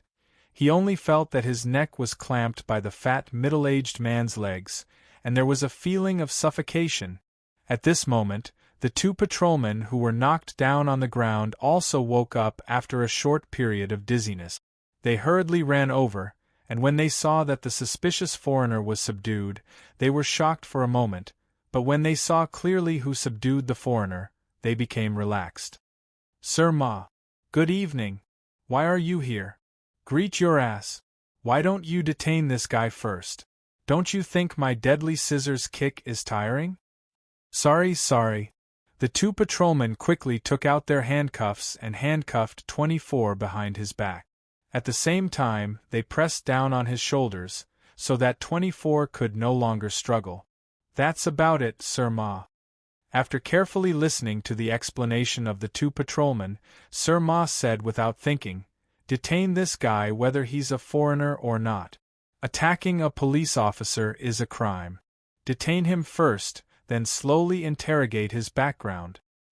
Got it, I've already called a car. The patrolman quickly nodded and said, Sir Ma, why are you here so late? Who's here? I'm on my way home after work, and I passed by here.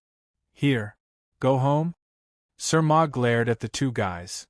He couldn't say that because the nearby roads were blocked, and the other roads were jammed, so he abused his authority and intended to go home through the blocked area, right?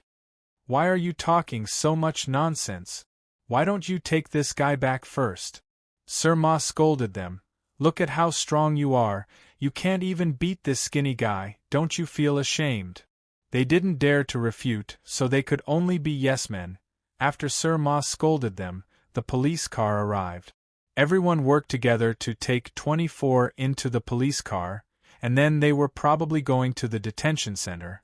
After Mahoud sent the patrolman away, his originally upright body bent down. Deadly scissors kick was his consummate skill, besides his extremely accurate marksmanship. He had killed countless bandits, but tonight he sprained his waist. Ouch, ouch, ouch! He held his waist and slowly went home. In the middle of the night, in every corner of the city, there were always many things that you and I didn't know about. For example, people with the naked eye naturally couldn't see in the dark night sky. In addition to vehicles like planes, there were also living creatures flying in the sky with their physical bodies. The airflow automatically broke apart around Shinryu Kelowna, and Shinryu's power even absorbed the loud noise, so it didn't alarm anything. The thin and weak golden dragon was tied by a rope and then hung far behind. Naturally, he didn't enjoy the protection of Shinryu's power along the way. Long Shirua said that the golden dragon had thick skin and was not afraid of cold. That was what she explained to the butterfly monster, but she never mentioned that a lot of dragon blood had been drawn from Fafnir. She felt that Mr. Fafnir, who had been trembling and had a runny nose, might very well lose the remaining half of his life. Therefore, when the little butterfly saw that the destination was right in front of her eyes, she let out a sigh of relief. We're finally here. Long Shirua heaved a sigh of relief, slowly slowing down. When we get home, don't worry about anything else, let's take a bath first. Kelowna Shinryu suddenly stopped talking. She blinked, only feeling that there was something wrong with the height in front of her eyes.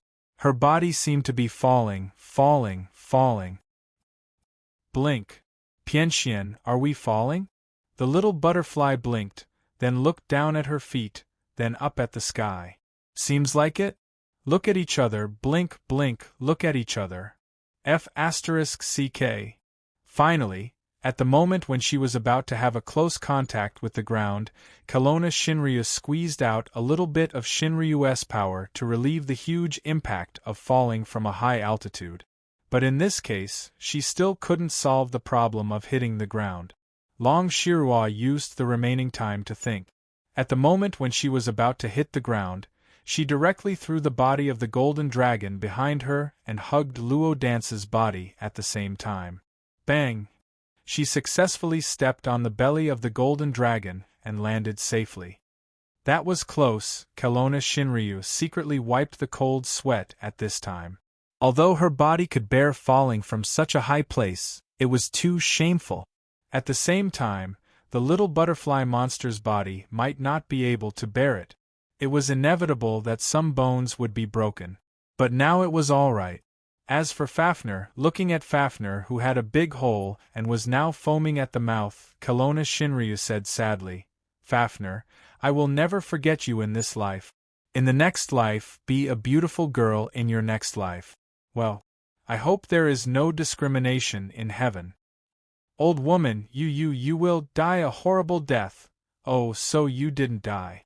What a pity. Sister Long, Mr. Fafnir fainted. Of course, he fainted because of anger. Long Shirua didn't care at this time. She just frowned and looked around confusedly. The reason why she fell was not that Shinryu's power disappeared, but that it seemed to be isolated in her body and couldn't affect the outside world. But she keenly sensed that there was a limit to this confinement. The power that exceeded this limit could still work, but the effect would be weakened, and the degree of weakening depended on how much it exceeded this limit. Sister Long, I feel like I can't exert any strength. Luo Dance suddenly said, I can't open my wings either. She looked back, only to see the little butterfly monster clenching her fists, puffing up her cheeks, and even blushing at the end. Don't try. Kelowna Shinryu shook his head. You can't break through that profiteer's restriction. The little butterfly monster was like a deflated balloon, and then asked in astonishment, Sister Long, do you think this is caused by the boss? Kelowna Shinryu snorted at this time. The whole city is under this confinement, even I am slightly affected. And from the looks of it, it's not a matter of a day or two. Who else has this ability except that profiteer? Other than this profiteer, you can count half of them in the entire divine land. Just treat it as my loss. That's true. Luo Dance nodded, and then suddenly said, Oh, but why did the boss seal this place? Who knows what that guy is thinking? Kelowna Shinryu murmured with a complicated expression. As a Shinryu of Kelowna, her connection with the land of Kelowna wasn't cut off because of this confinement, so she knew that this confinement was limited to this city. And because she knew that as long as she was out of this city, all the supernatural powers would work as usual, so she didn't worry too much. And, subconsciously, she even had an idea that it might be a good thing if this city was cut off from the supernatural powers. At least, under this confinement, all the monsters couldn't hurt the city. Just when this idea popped up, something flashed through the mind of Kelowna Shinryu. This was the connection between her and the land. It was a small, growing seedling. Under the moonlight, its leaves were sparkling with dewdrops. It's that child. Sister Long, why are you crying? Chapter 1440. Although she understood the current situation, there was a more important thing in front of Kelowna Shinryu. This was the suburb of the city, a very suburb. In order to avoid attracting attention, she chose this desolate place to fly into the city. But now she was forced to stop here, which made Long Shirua feel get up. She couldn't call a car in this broken place. It was not impossible to walk back, but if she really walked back, how could she face others in the future? Sister Long, there is no signal here. The little butterfly monster took out her mobile phone and shook it. I can't call a car. Probably this butterfly didn't need to care about her face at all. Feeling tired of living, Kelowna Shinryu sighed quietly. She walked to the front of the golden dragon who had stopped foaming and stepped on Fafner's arm casually. Don't pretend to be dead. If you don't get up, I will draw your blood. It opened its eyes with resentment and staggered up like a candle in the wind. At this moment, there seemed to be a light source coming from afar. It was followed by the sound of some kind of engine. Not far ahead, an off-road vehicle was slowly approaching at this time. The front light of the car shone in front of them. Long Shirua subconsciously raised her hand to block the dazzling light source, and at the same time she saw someone coming down from the car. When the person came down from the car, or when the off-road vehicle drove over, Long Shirua suddenly had an uncomfortable feeling in her heart. Even though she couldn't see the person's face clearly, she already knew who this person was. Princess of Xianyuan royal family, Su Zijuan. Wicked girl, why are you here? Kelowna Shinryu opened his mouth in surprise at this time. Old woman, it seems that you didn't fall to your death? Su Zijuan shook her head with a look of pity. Wow. Sister Zijuan. The little butterfly monster was very happy. Although they hadn't parted for a long time, it was actually just a short time. Oh? Isn't this little butterfly?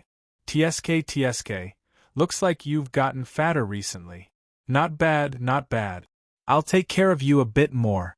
The princess of the Xianyuan royal family smiled faintly, revealing her fangs. Then the royal princess and Kelowna Shinryu glared at each other like natural enemies. After a while, Long Shirua frowned. Didn't you go back to Xianyuan Palace? What are you doing out here? I was bored, so I ran out. Su Zijuan shrugged, then covered her mouth and laughed. Besides, if I didn't run out, how could I see you in such a sorry state? So you're looking for a fight, right? Long Shirua sneered as she walked forward. As she walked forward, she began to roll up her sleeves. Su Zijuan was not afraid at all. She cracked her neck and said, Everyone is in the same situation here. Do you think I'm afraid of you? It's my fault. I didn't discipline you properly. Kelowna Shinryu's face was full of sadness, then suddenly turned ferocious. So, now it's time to teach you the etiquette of meeting your elders. I'm the princess of the Xianyuan family, and you're the Shinryu of Kelowna. Since when can the Shinryu of Kelowna discipline the heir of the Xianyuan royal family? Su Zijuan was still unconvinced. They collided in an instant, grabbing each other's hands, forehead to forehead, and began to wrestle. If it's a diligent heir, of course I won't. But if it's a brat who leaves home all day to fight, for the sake of Kelowna's stability, I can't just sit by and watch. You make it sound so nice, but aren't you a salted fish at home all day long? Why are you suddenly so irritable? It's as if you've just been dumped by a man. You've lived for more than 2,000 years and are still single. You should reflect on yourself. How many places are there in the cave of reflection in the ice pool in the Xianyuan Palace? Do you want me to arrange them for you?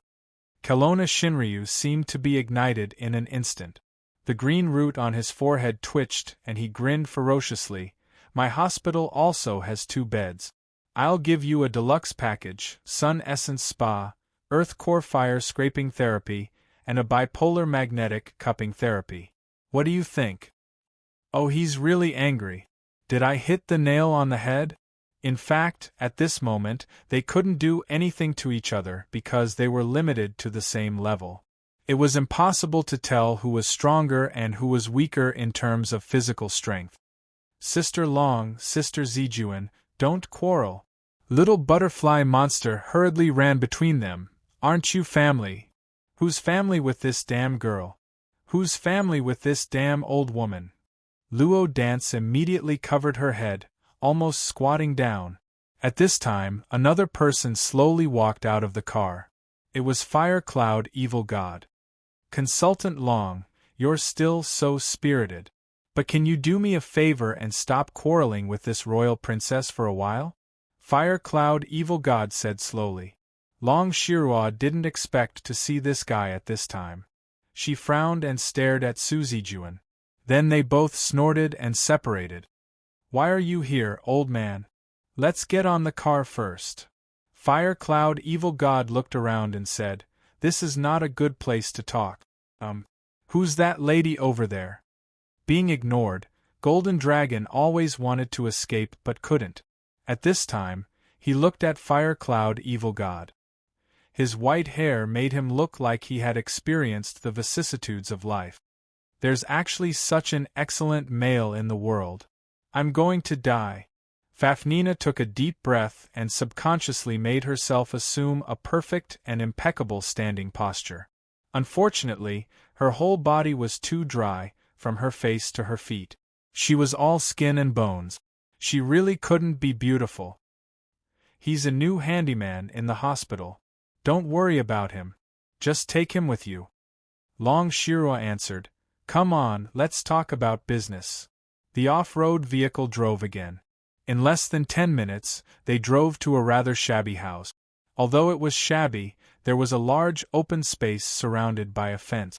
In front of the house, there was a simple sign made of wood, Peace Hotel. A toad spirit used some tricks to buy this piece of land. In just a few days, he built a hotel here. Fire Cloud Evil God said with a strange expression. He shook his head and said, I'll live here for a few days. Long Shirua nodded. She knew who the Toad Demon was. She even quickly realized why the Toad Demon of the old Jiang family bought this place. Peace Hotel? It was probably the Peace Hotel, a place to collect protection fees. We need to manage this place well. Don't mess around. Long Shirua said casually. Fire Cloud Evil God nodded. I'll urge the administration to follow up. Don't worry, Consultant Long. Only then did they walk into the shabby Peace Hotel. Soon, several employees in the hotel came forward to greet them. Naturally, these employees were transformed from the little toad spirit of old Jiang's family.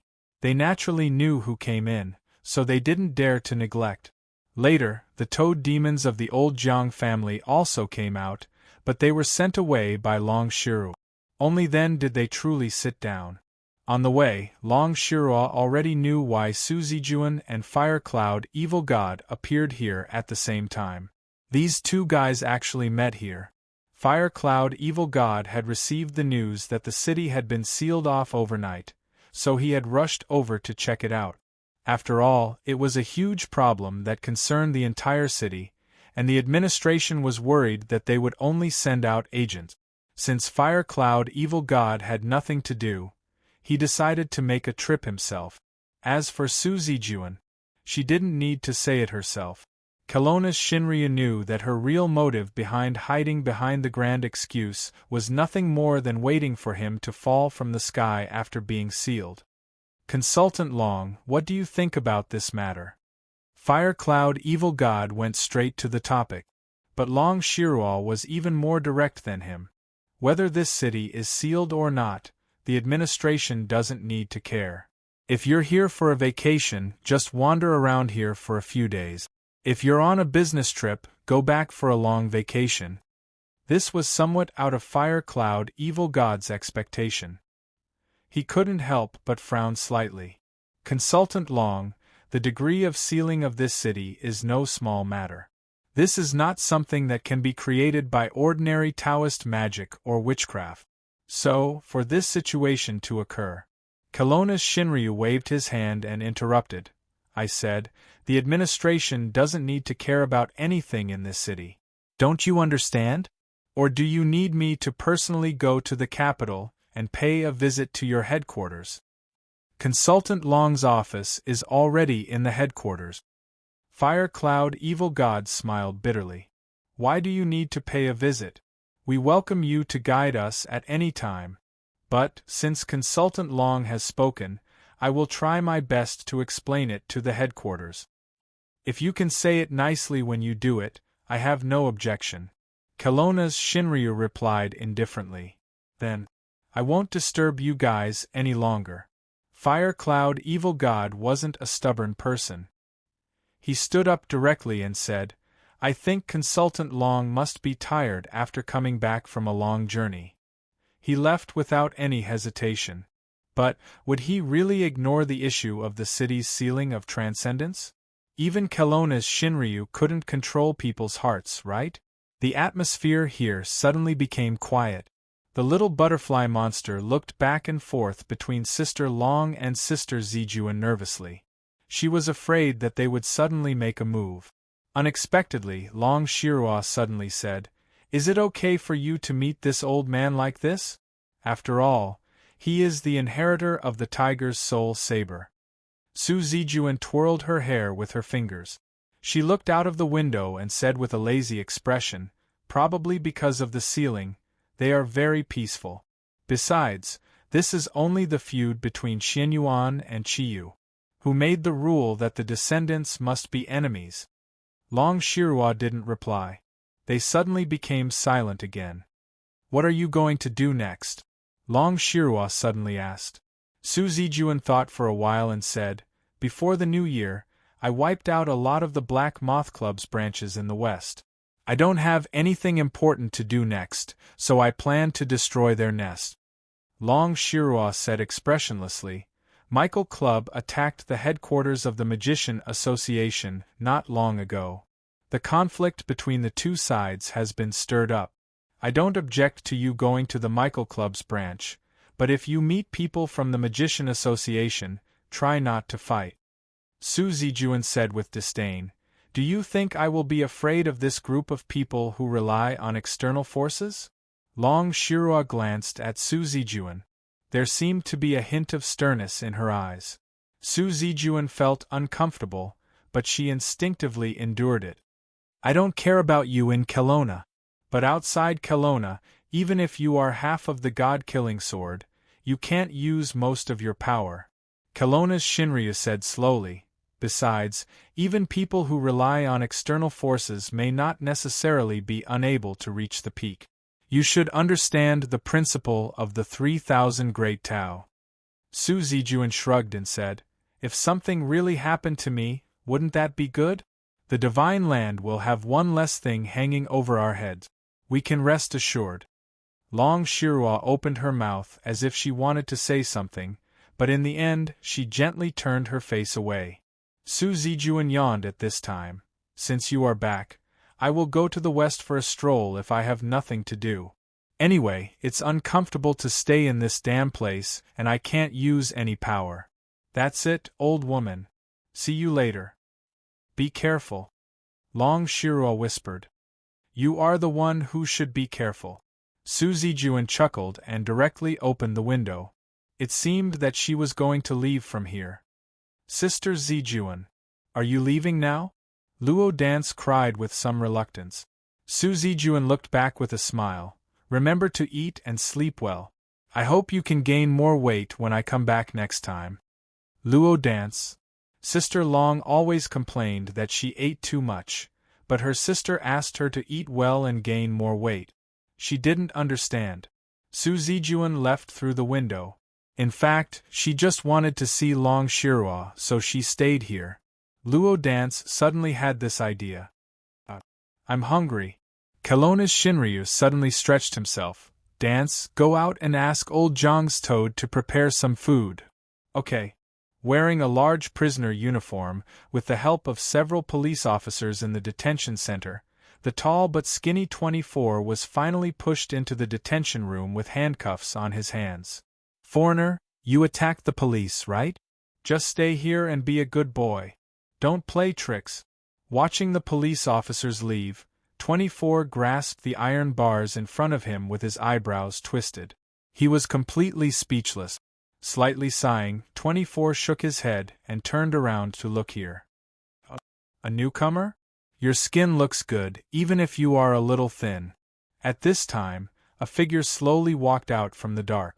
It was a muscular man who was quite tall and wore a small vest. When he looked at 24, His chest muscles even jumped up and down. Oh, that's right. The muscular man even smiled at the end, revealing his white teeth. Chapter 1441.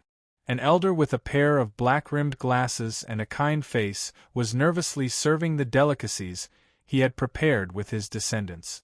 The toad family had a large population in the monster realm and was spread all over the world. Because of its foresight, it had mixed into the human society early on and owned many industries. It even had some business dealings with the Kelowna administration. It could be said that it had a strong background. However, in front of the Kelowna Shinryu, its background was useless. Lord Long, please enjoy your meal. Although it was very nervous, the toad monster of the old Jiang family still made itself look very calm. The young toad monster was very calm, but it couldn't do that because it was an elder. Okay, put down the food. I don't like strange guys around when I'm eating. Long Shirua waved her hand casually. Her attitude towards different monsters was somewhat different. For example, this kind of monster that had learned to mix into the human society early on and was tainted with the stench of money naturally didn't like it. However, she wouldn't be biased because of this. As long as the other party didn't do anything wrong, she would basically ignore them. As you command. The old toad nodded respectfully and then waved its hand to let the descendants behind it leave, leaving it alone. Do you have anything else? Long Shirua frowned slightly and looked at it.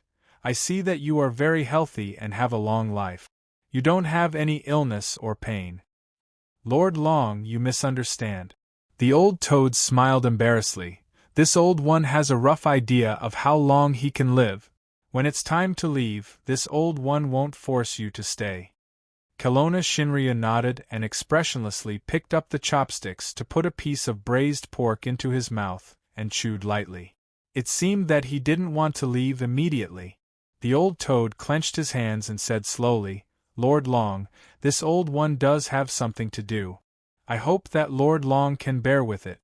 Long Shirua didn't reply and just ate the food on the table. Although this big restaurant looked very shabby, the chef in this restaurant was really good at cooking. It seemed that the old toad had really put in a lot of effort.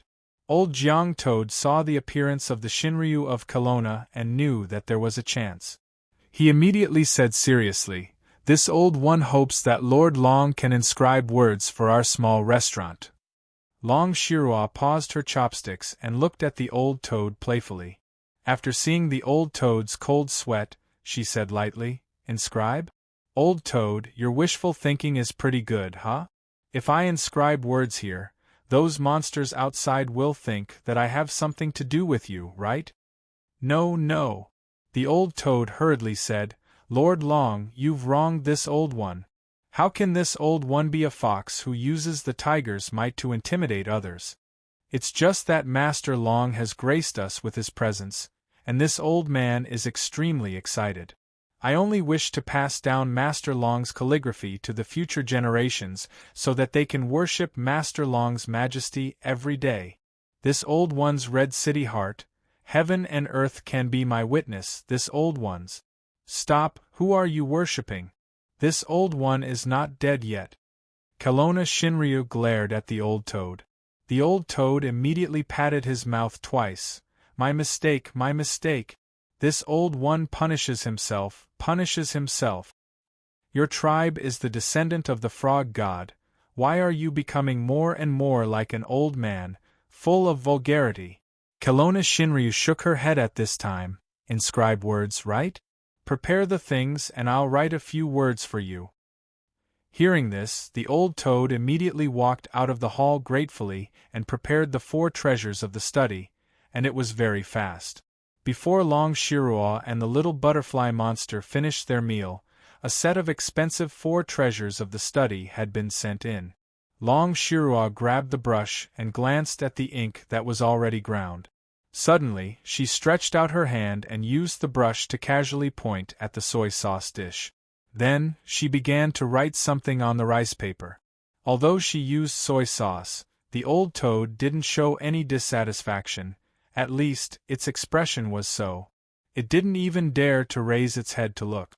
Instead, it led its two descendants and waited respectfully with their heads lowered. Okay. Take it. Long Shirua put down the brush. You asked me to inscribe words. However, since it's my inscription, it can't be placed in a strange place. It must be placed in a conspicuous place. Of course. How dare this old one neglect Lord Long's calligraphy? The old toad was surprised and happy.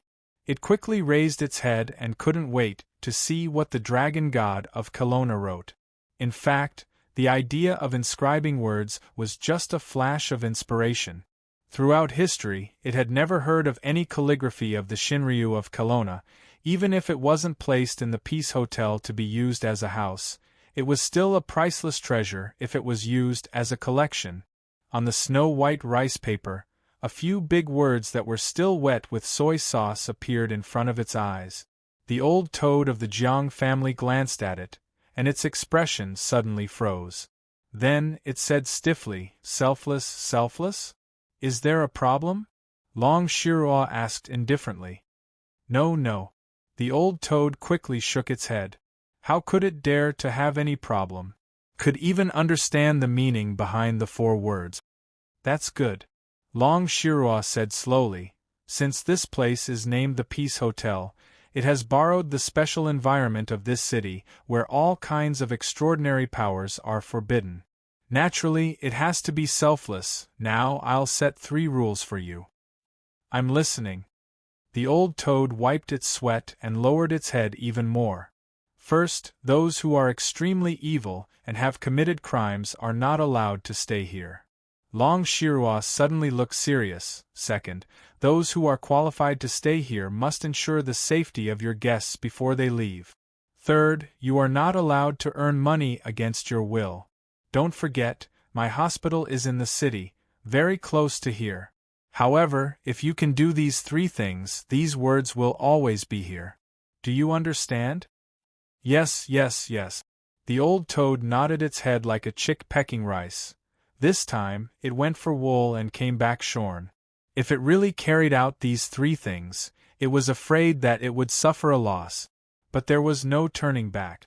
Seeing the old toad dejectedly leaving with the inscription, Long Shirua acted as if nothing had happened and continued to eat, but she noticed the little butterfly's gaze. Is there something on my face? Why are you staring at me? The little butterfly quickly shook its head, then blinked and said, Sister Long, you were so cool just now. Humph. Kelowna's Shinryu looked indifferent at this time. Eat, sleep, don't talk so much nonsense. Hurry up and finish eating and get ready to go back. While saying, Long Shirua suddenly grabbed a plate of barbecued meat and threw it out of the window. Outside the window, the golden dragon's neck was chained to the ground by a cold iron chain. Half dead, she didn't care whether this western dragon ate the barbecued meat or not. At this moment, Kelowna's Shinryu was looking at the mobile phone that she put under the table, feeling annoyed.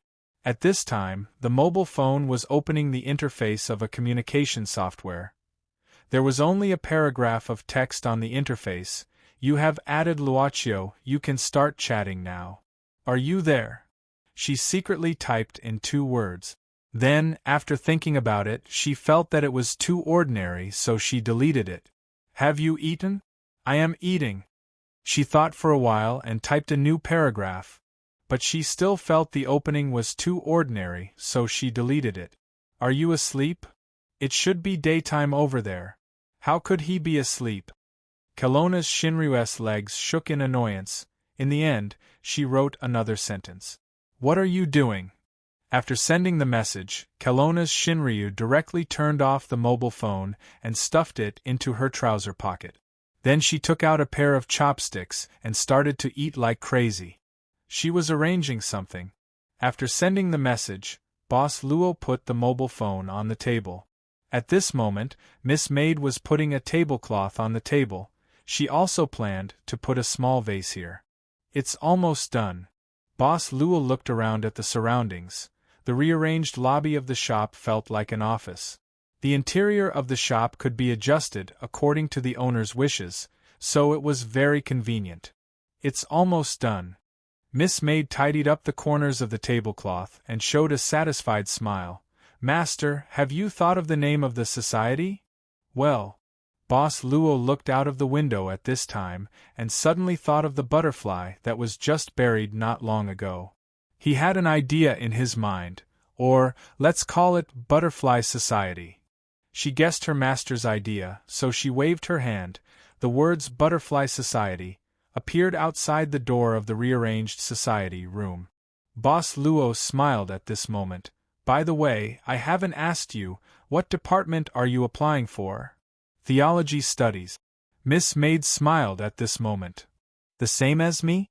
Boss Luo asked curiously. Didn't I say that you don't have to be in the same department as me? Miss Maid winked playfully. But you didn't say that I can't be in the same department as you. Boss Luo smiled and joked. I hope that the teachers won't ask you questions in the following days. If that was the case, all the teachers in the School of Theology would probably feel stifled. Miss Maid smiled sweetly, which was very beautiful. That trace of playfulness was still present. This was a rare expression. Luocha liked it, so he grabbed her hand and said, Since the decoration is finished, let's call it a day. Let's go to the town. I heard that there's a restaurant with good dishes and the chef is called Mr. Smith. Welcome. When they entered the restaurant, the bell installed on the door rang. At the same time, the waiter of Mr. Smith's restaurant showed a warm smile, greeting the new diners. It was almost dinner time, so there were already several tables of diners in the restaurant. Miss Maid probably liked the design of the bell, so she looked at it for a while. Then she found a seat near the window and sat down under the waiter's invitation. It didn't take too much time to order. The menu was quickly sent to Mr. Smith in the kitchen by the waiter. At this moment, Mr. Smith was tasting the reserved sauce. After glancing at the menu, he couldn't help but frown. Who ordered this? The customers who just came in are a man and a woman. They seem to be lovers. The waiter thought for a while. When he was about to describe the amazing feeling he had when he saw the female customer, he didn't know why that beautiful face started to blur in his mind. He had to continue. Boss, is there a problem? The ingredients for these dishes should be enough in the restaurant, right? Mr. Smith shook his head. We do have the ingredients, but few people would order such a combination. The waiter showed a puzzled expression. Mr. Smith explained, a person who orders like this is either ordering randomly or someone who is very knowledgeable about food. You mean, they might be visiting the restaurant? The waiter said in surprise. I don't know, but since the customer ordered it, we'll try our best to make the dishes. Mr. Smith shook his head, then turned to the kitchen staff, who were busy preparing the dishes. Jack, you finish the second dish, I'll do the rest myself. Ali, help me cook Mr. Karf's dish. I've already prepared the sauce. The kitchen was bustling with activity again. At this time, the door leading from the kitchen to the back alley opened slightly.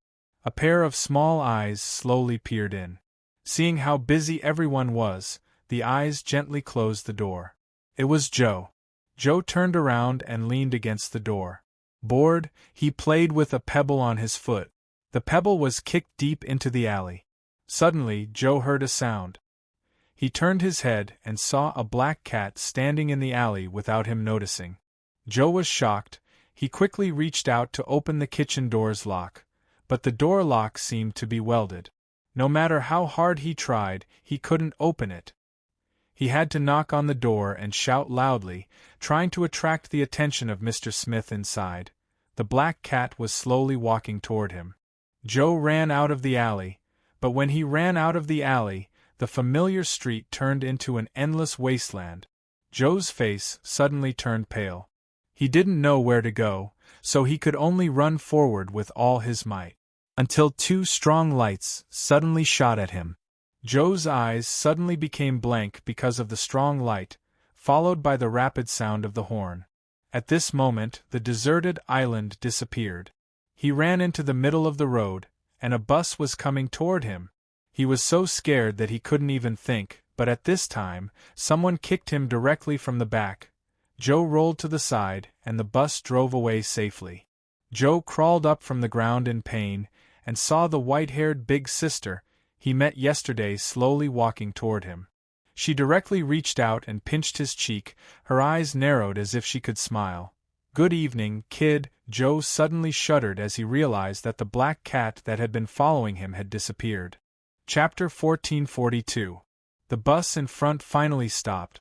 The driver hurriedly ran out of the bus, but when he hurried over, he didn't see the child he almost hit. After carefully looking left and right but still finding nothing, the driver scratched his head, thinking that perhaps he was too tired and had a false alarm.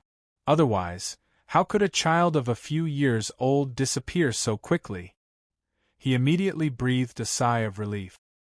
He quickly returned to the bus and drove away. Of course, a child of a few years old naturally couldn't leave so quickly, but if there was a black soul envoy next to the child, it was naturally a different story. Under the tree in the park where they met, this place was actually very close to Mr. Smith's restaurant. But Nero didn't notice that there were two guys who could dominate her in Mr. Smith's restaurant at this time. She sat on the branch, crossed her legs, and looked at Joe, who was leaning against the trunk under the tree. "So you just kept running?" Joe raised his head and said, "Big sister, is Mr. Death really going to take me away?" Nero hooked the branch with her feet and hung upside down. She looked at the child with narrowed eyes and smiled. "Compared to this, I'm more interested in what sins you have committed to be targeted."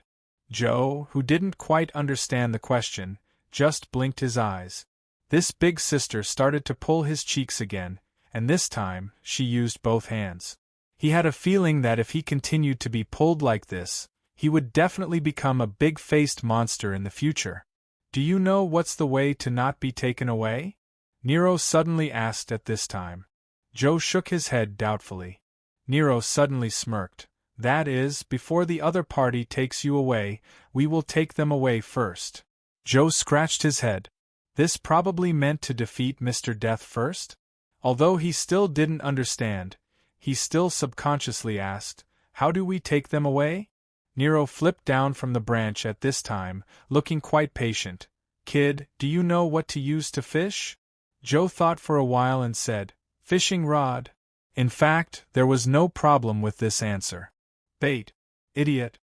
She turned her arm into an inflatable hammer and knocked on Joe's head, then pointed to herself and said, "I'm fishing, then you are bait."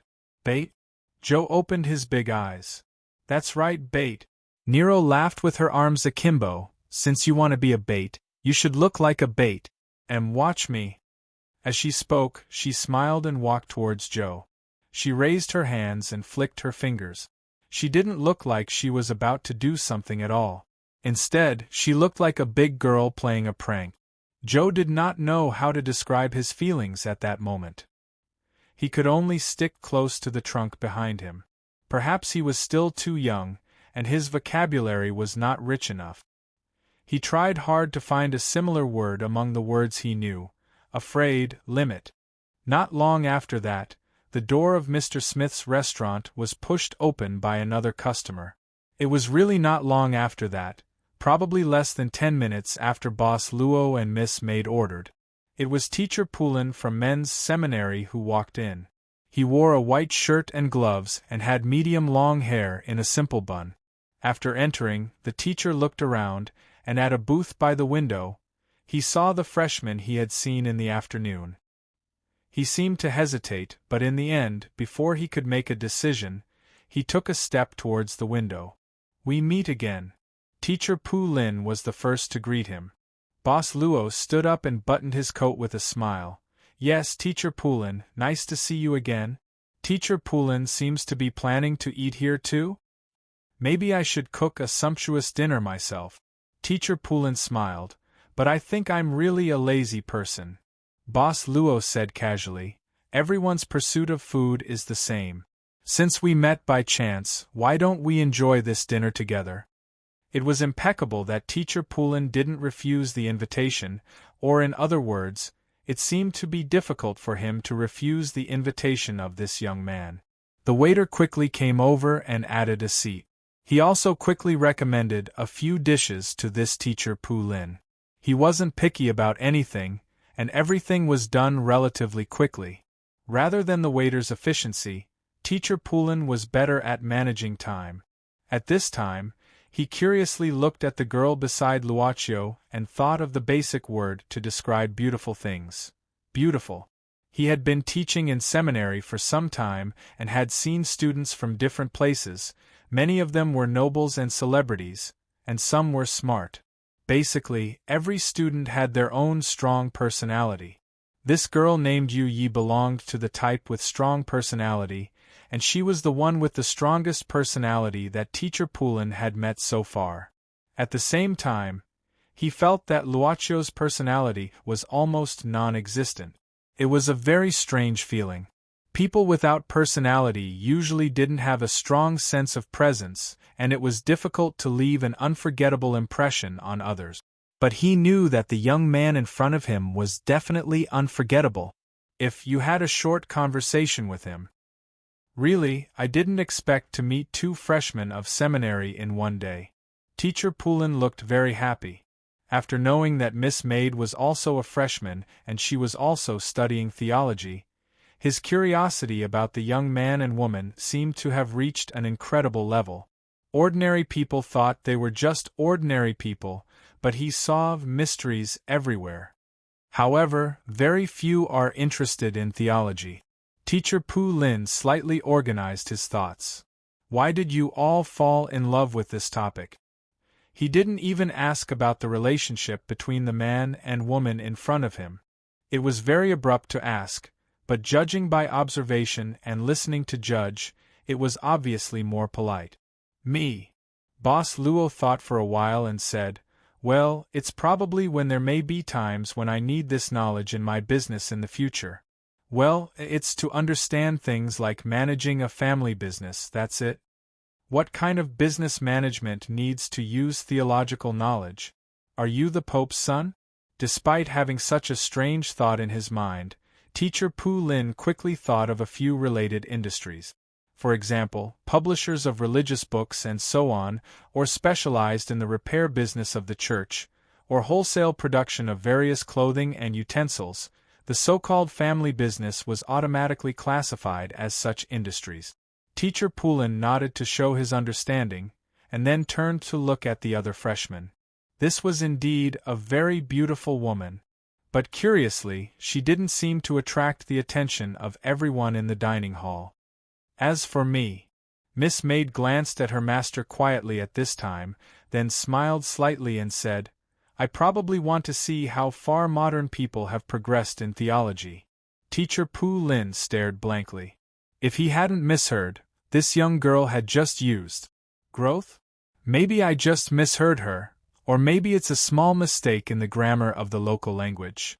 Teacher Pu Lin nodded anyway, and silently summarized the servant girl's reason as that she was very interested in theology.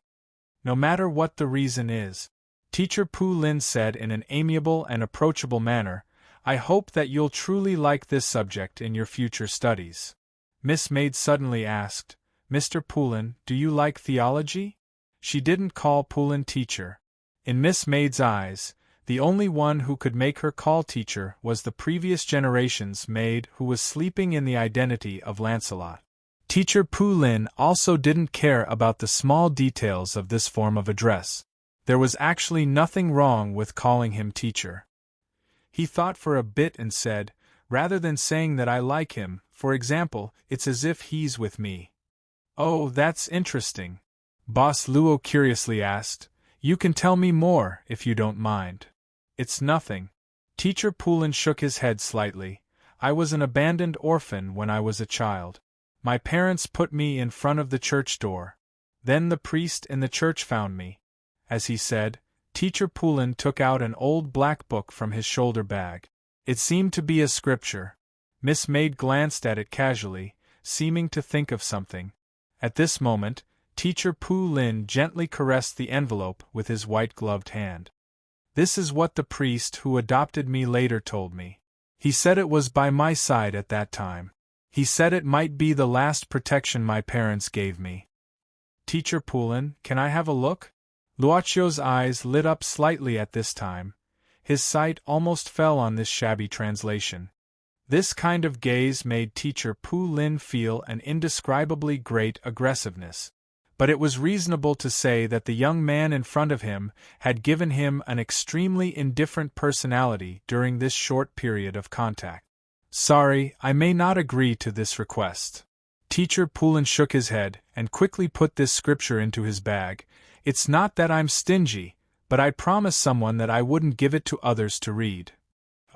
Boss Luo didn't look disappointed, but looked at Teacher Poulin with interest. Is there anything special about this book?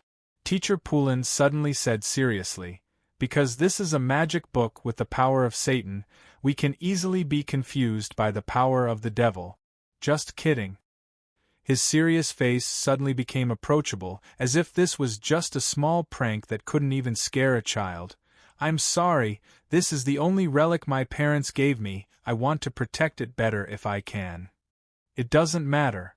Boss Luo said apologetically. I think my request is too abrupt. It's a personal hobby, I'm more interested in old objects. Teacher Poulin said casually. This is like the tone of a collector, I think you should study history, or engage in identification work, it may be more suitable. The boss smiled and didn't say anything. Just then the waiter served the appetizer and wine. Teacher Poulin then began to talk about some things that should be paid attention to on campus. No one mentioned the old scripture in Teacher Poulin's bag again. As soon as the main course was finished and the dessert was not served, Teacher Poulin said that she had something important to do and had to leave. Boss Luo naturally didn't ask her to stay. Anyway, tomorrow was his first official day of classes, and there seemed to be a class of this Teacher Poulin. See you tomorrow. See you tomorrow. After Teacher Poulin opened the door and left the restaurant, Miss Maid suddenly whispered in Boss Luo's ear, Master, do you know Devil's Bible? Although she didn't mean it, but when she spoke, her breath inevitably lingered in his ear. When Luocchio turned his head, there was only a little distance between him and her. It seemed like a kiss but not a kiss. This feeling was very good, so he didn't intend to keep the distance between them. Instead, he immersed himself in her blue eyes. I want to hear from you, Teacher Yuyi. This pair of lovers with no sense of existence in the crowded restaurant seemed to be separated by a world. The sound of the diners eating and talking would automatically disappear when they arrived, making the booth by the window so quiet. The world seemed to become the background between him and her, being blurred. Legend has it that this scripture was copied into a book overnight. The servant girl said in a low voice, the person who copied it was a monk. He was going to be executed because he violated the law. But in order to escape punishment, he promised to copy a book containing all human knowledge in one night. But later on, he realized that it was impossible for him to successfully copy it with his own strength. Master, guess what the monk did in the end? If it was the previous Miss Maid, she wouldn't ask in a witty tone after the interruption. Boss Luo played with Miss Maid's fingers and joked, did he give his soul to the devil? Some say the devil is Satan, but some think it's something else. Miss Maid's eyes became more and more lively, she whispered. The monk finally copied it successfully. After selling his soul, he got the devil's help. Nero should need this devil. Boss Luo suddenly chuckled. Yes, this child has been a little relaxed these 2 days. Miss Maid said casually, it seems that Yu Yi is not strict enough. Boss Luo secretly continued for Nero for a few seconds and then changed the topic. So, is the book in Teacher Poulin's hand Devil Bible? I haven't bought the information yet, just feel something. The original book should be hidden, as for this one, I need to take a closer look to be sure. Miss Maid smiled. There should be a lot of opportunities. After all, we can often meet after this. Chapter 1443. After leaving Mr. Smith's restaurant, Mr. Poulin strolled alone on the street. He was more like a tourist than a pedestrian. He would look at all the forms and forms around him. The lights in the window, the people's reflections on the glass, or the old and young in the restaurant, or something else, anything that could move. When the traffic lights turned green, Teacher Pu Lin stood on the pedestrian walkway and waited. Beside him sat a white-haired old man.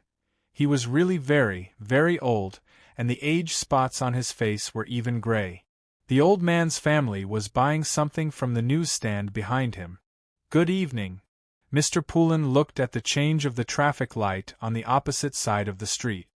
He didn't look back and just greeted the old man in the wheelchair. The old man looked like he was asleep with his eyes half open. Perhaps he was going to fall asleep at any moment and was just trying his best not to. Finally, the greeting of good evening woke him up a little. He did wake up a little, and the turbidity in his eyes faded a little. He looked up and saw Mr. Poulin standing beside him. The old man's pupils gradually opened a little. He even opened his mouth and his fingers subconsciously grasped the armrest of the wheelchair. At this moment, the expression on the old man's face was fear. "Don't come over." The old man's figure was very low and very fast. "Don't come near me." "I don't intend to come near you." Mr. Poulin still didn't look at the old man. His eyes didn't even move away from the traffic light on the opposite side of the street. At the same time, there was a smile on his face, a smile that didn't mean much, maybe it was just to make himself look better. Hearing this, the old man's fingers that grasped the wheelchair gradually loosened. The slightly nervous and fearful expression on his face tended to calm down. He also looked at the traffic light on the opposite side of the street. It was still red, but it seemed to be entering the countdown phase of the red light. I know. The old man lowered his eyes and said softly, "I know. I just don't want to leave. No one can. No one can stay forever. You have lived a life that others envy. I think you should have no regrets." Mr. Poulin finally moved his gaze and turned his head to look at the old man in the wheelchair. The old man's eyes met Mr. Poulin's. The countdown of the traffic lights on the opposite side of the road suddenly started from the number 9, and then the number 8. This time was non-stop, it was constantly decreasing. At most 10 seconds, no one knew what to do. In a person's life, what should be done in these 10 seconds in front of a traffic light? "Maybe we should say goodbye," Teacher Pooley suddenly said in a low voice. The old man hurriedly moved away from Poulin's sight. He hurriedly turned around to look at his family members who were paying at the newsstand behind him.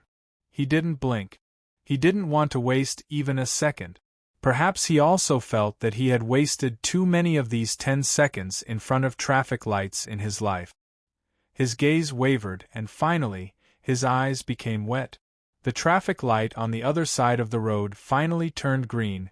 10 seconds, such a short time. At the moment when the traffic light turned green, Mr. Poulin moved. He slowly walked to the opposite side of the road. At the same time, the old man's heart suddenly beat violently. This brought unprecedented pain to him. The old man painfully grasped the clothes in front of his chest and suddenly fell down from the wheelchair. This immediately alarmed his family members, the newsstand owner, and the pedestrians. When people surrounded the place where the old man fell down, Mr. Poulin had already walked to the opposite side of the road. He glanced around and then walked to the left side of the road. The man should be the old man's son. At this moment, he was helplessly holding the old man's body. The warm-hearted people began to help. At this time, a black cat quietly left the crowd. The cat suddenly disappeared. In the kitchen of the restaurant, Mr. Smith, who had temporarily finished his work at hand, sat down and poured himself a glass of ice water. In fact, he didn't feel hot. He didn't even sweat. Although the kitchen was equipped with air conditioning, it was normal to have some sweat. At this time, the waiter put away the plates after the diners finished eating and passed by Mr. Smith. Mr. Smith glanced at it. He was about to drink water, but at this time, he didn't even care about drinking water. He directly put down the glass. In fact, he wasn't even thirsty. "Why haven't these dishes been touched?" Mr. Smith suddenly stopped the waiter and frowned. "Which table's dishes are these?" As a chef, He naturally cared about whether his products satisfied the diners. If the diners basically didn't touch the dishes cooked, it was the biggest negative for a chef. Mr. Smith even took a careful look. He soon found that these dishes were made by himself, not by the sous chef or the sous chef. "Sir, it's the table whose dishes you said were strange." The waiter thought at this time and said, later, they called a friend and ordered a total of 3 dishes. The one who came later basically finished, but the couple didn't eat young Master Dong. They basically tasted each dish. Mr. Smith frowned deeper. He suddenly stood up, walked forward, took a fork, and quickly tasted the dishes that hadn't been touched. He tasted all of them. For a chef, tasting each dish was enough to judge the quality of the product. Mr. Smith quickly put down the fork. There was no problem. He believed that this was the best taste he could make, but the diners almost didn't touch it. If it was only one dish that didn't work, it could be used as the reason that the diners were picky. "You also try." Mr. Smith suddenly looked at the waiter and said. The waiter was stunned, but didn't say anything. He also took a fork and tasted one by one. "The taste is very good, Mr. Smith. I don't think there is any problem." She really felt that Mr. Smith's cooking skills were very good. This was a chef qualified to be a 3-star Michelin chef. How could his cooking skills not be good? "Where are the 2 diners now?" Mr. Smith was still very concerned about this matter. "They have already paid the bill and left, sir," the waiter quickly said. "They?" Mr. Smith thought for a while and said, "Did they say anything intentionally or unintentionally about these dishes?" The waiter said, "They just said that they were not very hungry, so they didn't eat. In fact, I asked at that time. After all, they almost didn't touch them." Not hungry? If they weren't hungry, why did they come in the restaurant? Mr. Smith pondered for a while. Think again, did they say anything? But the young lady said, "Let me think." The waiter tried hard to recall. At this time, she found that it was difficult to recall the appearance of the couple. This couple could leave a deep impression on people. What did they say? Think quickly. Mr. Smith even looked a little anxious, his eyes fixed. The waiter quickly said, "By the way, what did the young lady say?" "The time has passed." Time? Mr. Smith was stunned, then frowned again. "The time has passed? The time has passed? What do you mean?" The waiter just shrugged. In fact, she didn't care too much about this matter. She even felt that her boss, Mr. Smith, seemed to be a little too sensitive. Even a 3-star Michelin chef could not say that he could make food that satisfied everyone. Weren't there some who refused to eat pork? "Sir, if there's nothing else, I'll go to work." Speaking of time, the waiter remembered that it was almost time for her to get off work. She didn't want to delay her work because of chatting with the man here, even if the man was her boss. Of course, if Mr. Smith was willing to pay her overtime, of course, it was fine. "Go ahead." Mr. Smith waved his hand, indicating that he agreed. But before the waiter left, he put the food that had not been eaten much in front of him. Once again, he began to taste the food he made. Time has passed? Is it because of the heat? Just when Mr. Smith was puzzled, the home phone rang. It was Mrs. Allura. His mother, Mrs. Allura, said on the phone that Joe was missing and couldn't be found. And there was one more thing. Mr. Smith stood up at once. "What, did you call an ambulance? I'm going home." This was the 4th time Joe had requested. Since he was saved by the big sister from the collision of the bus, he was taken to a room. It looked like a woman's room, or a mother's room. Why did he think so? It was because Joe saw a family photo in the room. The mother was a beautiful woman, and this mother had a famous cute daughter. She looked about the same age as Joe, at least the cute little girl in the photo looked like that age. So, that's right, he was actually led by this incredible big sister to break into an ordinary family's house.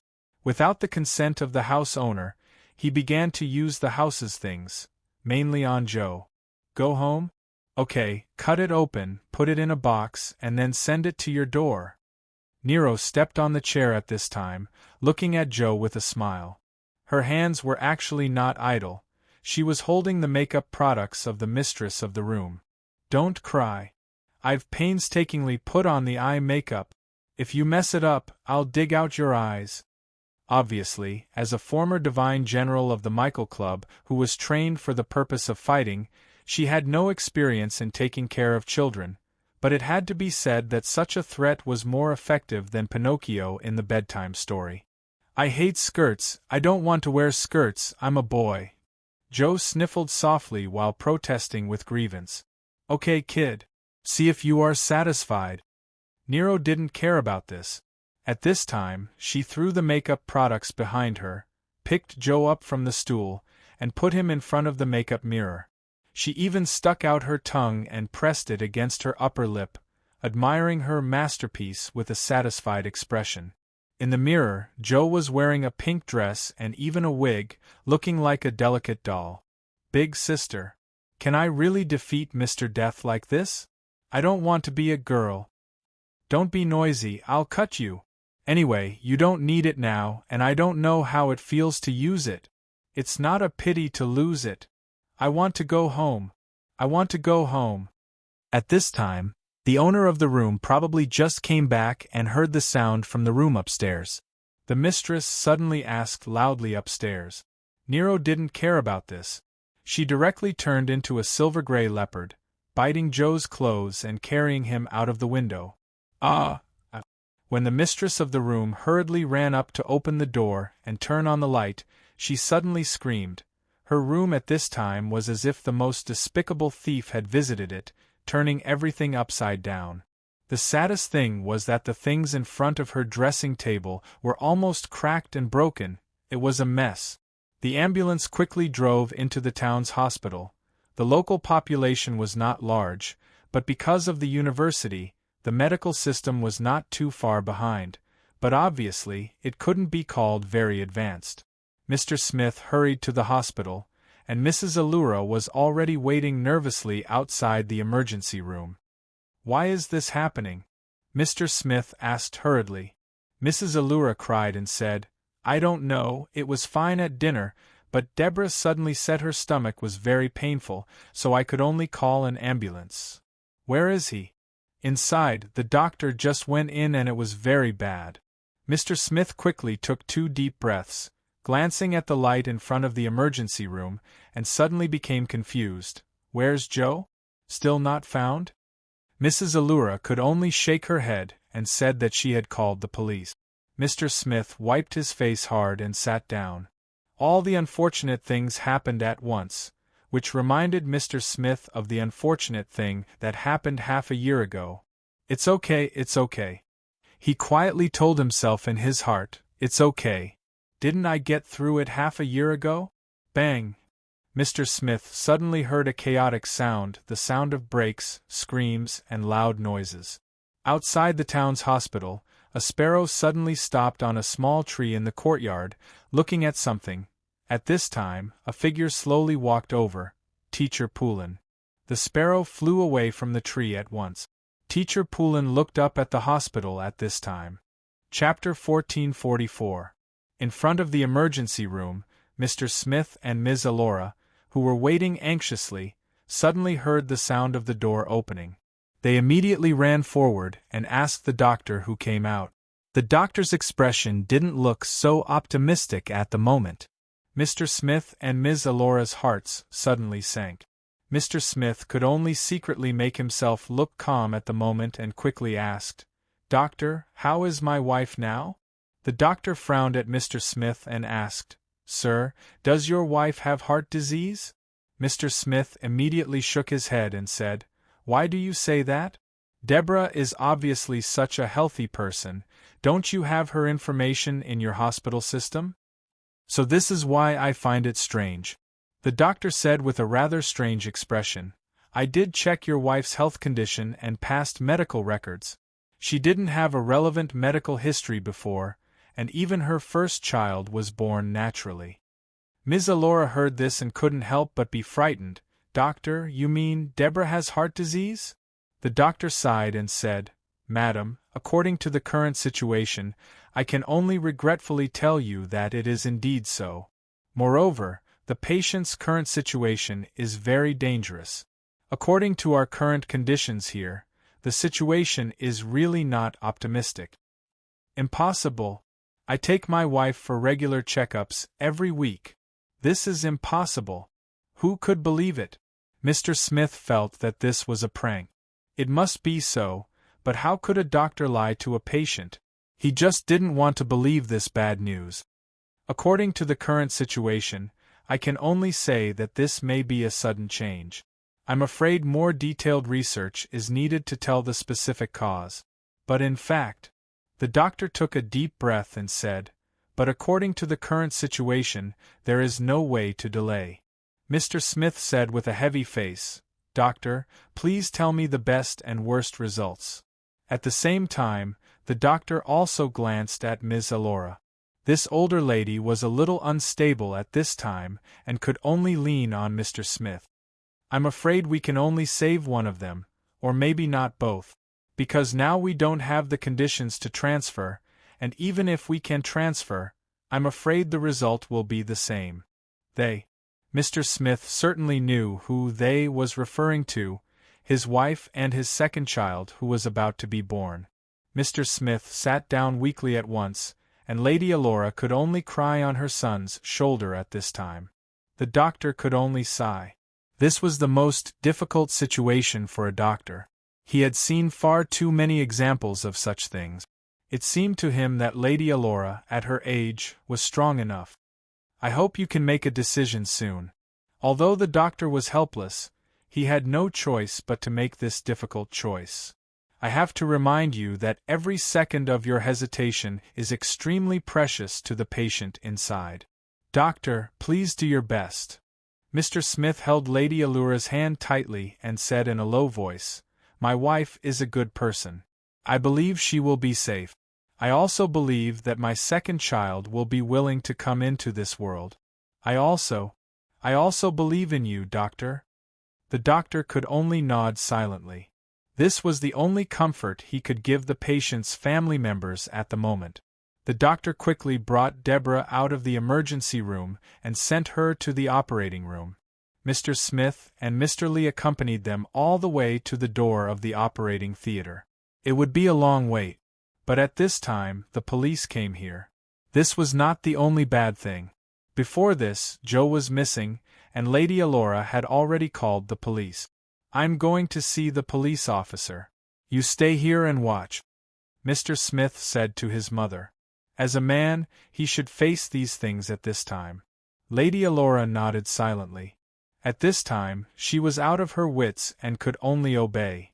After Mr. Smith left temporarily, Lady Elora, who stayed in front of the operating theater, could not help but look very depressed. She began to pray silently in her heart. As a believer, she was sure that God could hear her voice. Because Lady Elora knew that God had really heard her prayer, just half a year ago, they miraculously survived the disaster. What are you afraid of? Death or loss? A voice, a low, quiet voice that could calm the heart, had appeared in Lady Elora's ears, when the disaster happened, when her body was crushed under the overturned car. Not only the voice, but also even a figure slowly walking in the flames. It came with the flames, and there seemed to be some kind of light around it. Light. Meow. At the moment when Lady Elora was absent-minded, she heard the meowing of a cat. How could a cat appear in the hospital? She subconsciously looked in the direction of the sound and saw that at the end of the corridor in front of the operating theater, a black cat had appeared out of nowhere. The black cat just stood there, motionless. An unprecedented sense of fear made Lady Elora suddenly hold her handbag. She used the handbag to cover her body, and her body began to tremble slightly. Suddenly, Lady Elora rushed up, picked up her handbag, and waved it at the strange black cat. Get out of here! Get out of here! Please get out of here immediately! Leave! She did not even know why she did this, she just instinctively wanted to do so. Perhaps she even instinctively felt something, or even knew something, but did not intend to admit it. Lady Alora's action immediately alarmed the nurse who passed by. "Madam, what happened?" The nurse came over, held Lady Alora, and asked with concern. Lady Alora stopped. She could no longer see the black cat. There was only her and the nurse in the empty corridor at night. She silently looked at the nurse who was concerned about her, her lips moved, and suddenly said sadly, "It came again." She also remembered the disaster half a year ago. She actually heard another voice. "It's time. I hate dresses and skirts, I'm very uncomfortable." This was Joe's original words, without any falsehood. Dresses and skirts only have 0 and countless times. Nero obviously did not care about the kids crying. You have successfully broken through 0 times. While talking, they had already returned to the park where they first met. At this time, Joe was tied up with a rope, and Nero was sitting on a branch. She was holding the rope that helped Joe. Obviously, this was what Nero meant by fishing. Although Joe did not learn much, he had doubted the feasibility of this method more than once. The key was that he could not get rid of this mean big sister's bullying.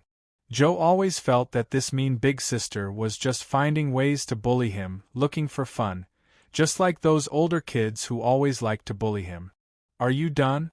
I really want to go home. My grandma and mother will be worried about me. They won't let me go out in the future. Big sister. Can you hear me? Big sister." Joe raised his head with difficulty, but to his horror, the mean big sister on the branch had disappeared, and the rope was only tied to the branch at this time. Joe had to scream a few times in horror, but in the end, he did not get any response. He began to shake his body, but his body could only hang in the air like a pendulum clock. Joe even felt that he was more like a little bug entangled by a spider's silk. He had seen spiders hunt like this in his own yard. After an unknown amount of time, Joe was so tired that he couldn't even open his eyes. He could only slowly fall asleep. However, a cold feeling suddenly woke him up. Snake. This time, Joe saw a snake slowly crawling on the ground. With a cold gaze and a red tongue, the snake slowly crawled along the ground until it reached the tree trunk. Then, it slowly climbed up the tree trunk until it finally reached the branch where the rope was tied. "Big sister, big sister, big sister." Joe shook himself even more violently. However, this terrifying snake was already crawling down the rope bit by bit towards him. Hiss, hiss, it opened its mouth, and the poisonous fangs in its mouth instantly appeared in front of Joe. It was so close, perhaps less than a finger's distance. "Ah!" Joe screamed, but he saw that the horrible snake was gradually moving away from him at this time. It was more like it was pulled away from behind. "Big sister!" Joe shouted again, but this time his voice was full of surprise. Nero appeared. But she ignored Joe, but pulled the poisonous snake with one hand and tied a knot with it. Just when Joe thought it was done, the nasty big sister he knew directly opened her mouth and swallowed the poisonous snake. Joe's expression froze all of a sudden, even when he was thinking, "Well, it doesn't taste like it?" Nero sat cross-legged on the branch at this time, holding her hands and thinking hard. She said to herself, "It's so strange, what's the problem? Let me go first." Joe once again made a weak voice to beg for mercy. Nero hung upside down from the branch at this time, reaching out and pinching Joe's cheek. "Hey, kid, did you really not do anything bad before? For example, you ran to a girl's bathhouse because you were young, or touched a girl's body casually. Or, for example, when you got up in the middle of the night to pee, you secretly clapped your parents in bed? Why would my parents clap in bed?" Joe was stunned, then shook his head fiercely. "No, none." "Oh, then it's okay." Nero nodded, then directly released Joe, shaking her head and saying, "It seems that after this time, Mr. Death won't be fooled again." He wasn't fooled in the first place. Joe thought silently, but he didn't dare to speak out. God knew how this nasty big sister would bully him next. He really didn't want to continue wearing a girl's clothes. "But why can you see all of this?" Nero suddenly grabbed Joe's collar and lifted him up. It is reasonable to say that it is difficult for normal people to encounter ghosts, unless they have experienced a moment of life and death. Hey, kid, have you ever died? Joe shook his head. Wasn't he always alive? How could he have died? Nero thought for a while and said, Have you experienced anything particularly terrifying or dangerous? Have you been sick? A particularly serious illness, or have you been in the hospital? Hospital? Joe thought for a while and suddenly nodded. I have been in the hospital before. Nero's eyes suddenly lit up and asked, What happened? Why did you stay in the hospital? Joe shook his head. I don't remember.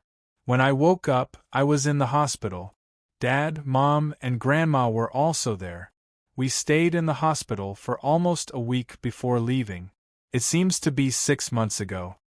Nero was not only stunned for a moment, but she suddenly grabbed Joe's collar again and pulled him into her. What did you say? Your whole family? No, your whole family has been in the hospital? Joe nodded. Nero stared at Joe very seriously at this moment. She stared at him for a long time. In the end, Joe's face turned red because his neck was strangled for too long. He even looked like he was about to suffocate. But she still didn't intend to let go. Nero suddenly stretched out her hand, and a light came from a distance. That was the direction of Mr. Smith's house. It was the Yamato that Nero had inserted into the ground of Mr. Smith's house. At this moment, Yamato was in Nero's hands. The club's newest black soul envoy didn't even think before slashing at Joe with Yamato. The former divine general of the club seemed to have never hesitated. When Yamato finished its trajectory, Joe's body directly slipped from Nero's hand and fell to the ground. Joe, who had fallen to the ground, was motionless. At this time, a gray ball of light had appeared in Nero's palm.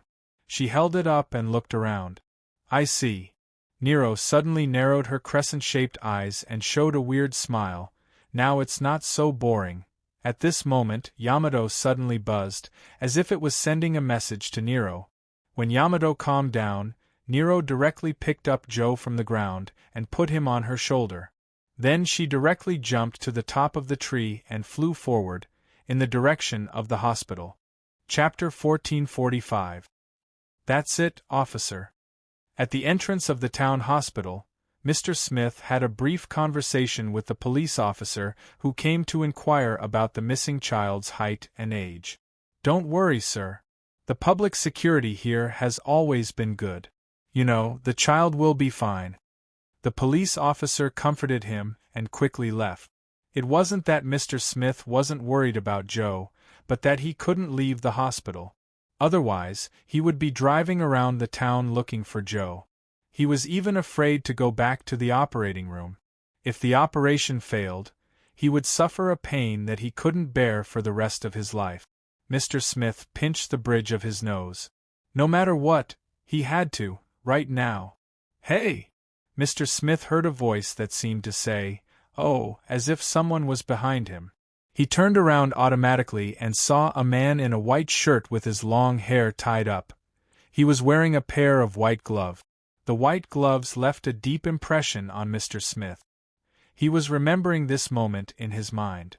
But at the same time, he heard a loud sound of something breaking behind him. He had just turned around. It was a flower pot that fell from upstairs. The flower pot was obviously broken into pieces. The soil was scattered all over the ground. Even Mr. Smith's shoes were covered with mud. The flower pot should have hit him. If someone hadn't shouted at him, Mr. Smith couldn't help but break out in a cold sweat. He couldn't even imagine what would happen to his family if he was hit by the flower pot when his wife was in the operating room and his son was missing. Listen to me. You not only saved my life, but also saved a family that was about to be broken. The continuous blows almost broke Mr. Smith's spirit. The feeling of danger even made his voice hoarse. He couldn't help covering his eyes. I don't know. I really don't know. I don't know what to say. You know, I used to have a very happy family, but... He finally burst into tears, looking at the man who might have saved his life by chance. Actually, I just want to thank you properly, but I don't know why. I became like this. I didn't expect to cry, at least at this moment. I shouldn't cry, sir, so, what I want to say is, thank you very much." The man walked up to Mr. Smith, took out a tissue, and handed it to him. "I think you need this, sir." Thank you so much." The emotional breakdown only lasted for a moment, and Mr. Smith recovered quickly. "I think I have to go back. The people inside are still waiting for me. At least I need to be by their side. Forgive me for not being able to properly thank you. Please be sure to tell me your name and residence. I will properly thank you." "No need." He shook his head. "Go where you should go. You might still be able to make it in time." He didn't even explain what the time was, but Mr. Smith seemed to understand the meaning behind his words. Mr. Smith hesitated for a moment and nodded. Before leaving, Mr. Smith suddenly asked, "Have we met somewhere before? I always feel that I have seen you somewhere and heard your voice." "No, we have never really met, sir," he said with a smile. "Name?" "Poulin." Mr. Smith nodded. He turned around and walked into the hospital. He had a feeling that perhaps he would have a chance to meet this man called Poulin again. At that time, he would properly thank him. It wasn't until Mr. Smith entered the hospital that Teacher Poulin slowly exhaled. Then, he slowly turned around and looked up at the night sky. At this moment, a streak of cold light directly brushed past Teacher Poulin's side. Soon after, it drew a deep crack behind him, but it didn't emit any sound. Teacher Poulin stretched out his hand and touched his own cheek. In reality, this place had already been cut open when the cold light brushed past, and a wound had appeared. However, what flowed from the wound wasn't blood, but rather a dusky mist. A trace of mist slowly rose from Mr. Poulin's wound, and then the wound closed little by little. From the beginning to the end, Mr. Poulin didn't care about the injury. He still silently looked at the night sky, looking at the position where the attack came from. A figure descended from the night sky, holding a slender knife in his hand and carrying a child in a dress on his shoulder. "Nero." "Hi, we meet again, Mr. Death." At the moment of landing, Nero even casually threw Joe's body out, like throwing out a piece of trash, throwing him beside Mr. Poulin. When Joe's body rolled and revealed his true appearance in front of Mr. Poulin's originally calm affection finally had a slight change. His eyes even became extremely sharp in an instant. "Really good eyesight." Nero suddenly showed a happy smile. "I won't let you escape this time, Mr. Death." Mr. Poulin looked at Nero quietly for a while. "It's you again? I have already reminded you. I hope you don't get close to the smith." "Am I bored, little brother?" Nero blew a very hooligan whistle at this time. "You look quite handsome. If you used this to brush up my favorability last time, I can consider letting you brush up to 3%. What did you do to Joe?" Mr. Poulin frowned at this time. "Why is his soul gone?" "What soul?" Nero looked around. Where is it? Where is it? Why didn't I see it? Death Appa, come and tell me." A grayish figure responded to Nero's attack. It was as if it was responding to the cold light of Yamato at the beginning. There was a rather deep wound on her arm, but there was still no blood flowing out. It could hurt her. As early as in the short battle in the abandoned warehouse, Nero had already experienced some of the abilities of Mr. Death. So she was not surprised that she would be injured. She was surprised that this Mr. Death's speed was obviously much faster than the last time. Maybe it was because this time it did not use the animal's posture, but it came in person? Nero turned around with great interest, so much so that she didn't care about the wound on her arm. Teacher Poulin's eyes were flowing with light blue flames. Correspondingly, there was also a ball of light blue flames on his forehead, as well as an enormous sickle. His gaze was no longer approachable. His gaze was more like a god, who looked down on all living beings. But even so, he did not have all the characteristics of a god. "Finally, it's time to get serious, Mr. Death." Nero's gaze flickered in an instant. Her mouth cracked open, and she wantonly let out a hideous laugh, a crazy laugh. She raised Yamato and waved it down. Her arm was like a machine that never stopped, continuously and crazily repeating a single straight action. At the same time, it was accompanied by her crazy laughter. Ha ha ha ha, ha ha ha. Not enough, not enough. Just a little faster. Mr. Death. Again. She was like a berserker who did not know fatigue. At this moment, Teacher Pu Lin faced Nero's attack speed, which didn't seem to have increased to the limit. He only made small movements as he waved his black sickle. When the sickle was waved, it was like a shield. It couldn't be said to be played down, but it was always able to keep up with Nero's speed and block her continuous attacks. "Does fighting make you so happy?" Mr. Poulin suddenly asked. "Are you born for fighting?" "Mr. Grim Reaper, I have told you many times you can't increase my favorability." Nero didn't even slow down her attack speed. Instead, she became crazier and crazier, even though her face showed a cute expression at this time. All of a sudden, Teacher Pu Lin stirred the sickle in his hand, then slashed horizontally. This time, he actually forced Nero to retreat. Nero blinked her eyes in astonishment. This, Mr. Grim Reaper, was really able to continuously give her surprises. "But now, you don't need to fight to exist." Mr. Poulin shook his head. "In you, I see something else. Maybe you can't be called a human now, but you have something that only a human has." So, noiselessly, Yamato broke through the limit of Teacher Pu Lin's reaction speed and directly stopped above his neck, as well as Nero's extremely callous gaze at this moment. But Mr. Poulin didn't seem to care, so, even if you don't fight, you can already look for other things. "What are you afraid of?" "I'm afraid of boredom," Nero said with a smile.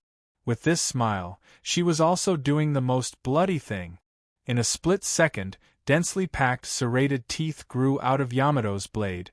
These serrated teeth began to rotate rapidly. Just like an electric serrated knife, it began to cut open Teacher Pu Lin's neck. Flesh and blood splattered. In just a moment, Mr. Poulin's head was finally cut open. His head had fallen to the ground, but his body did not fall down. He still stood holding the huge black sickle.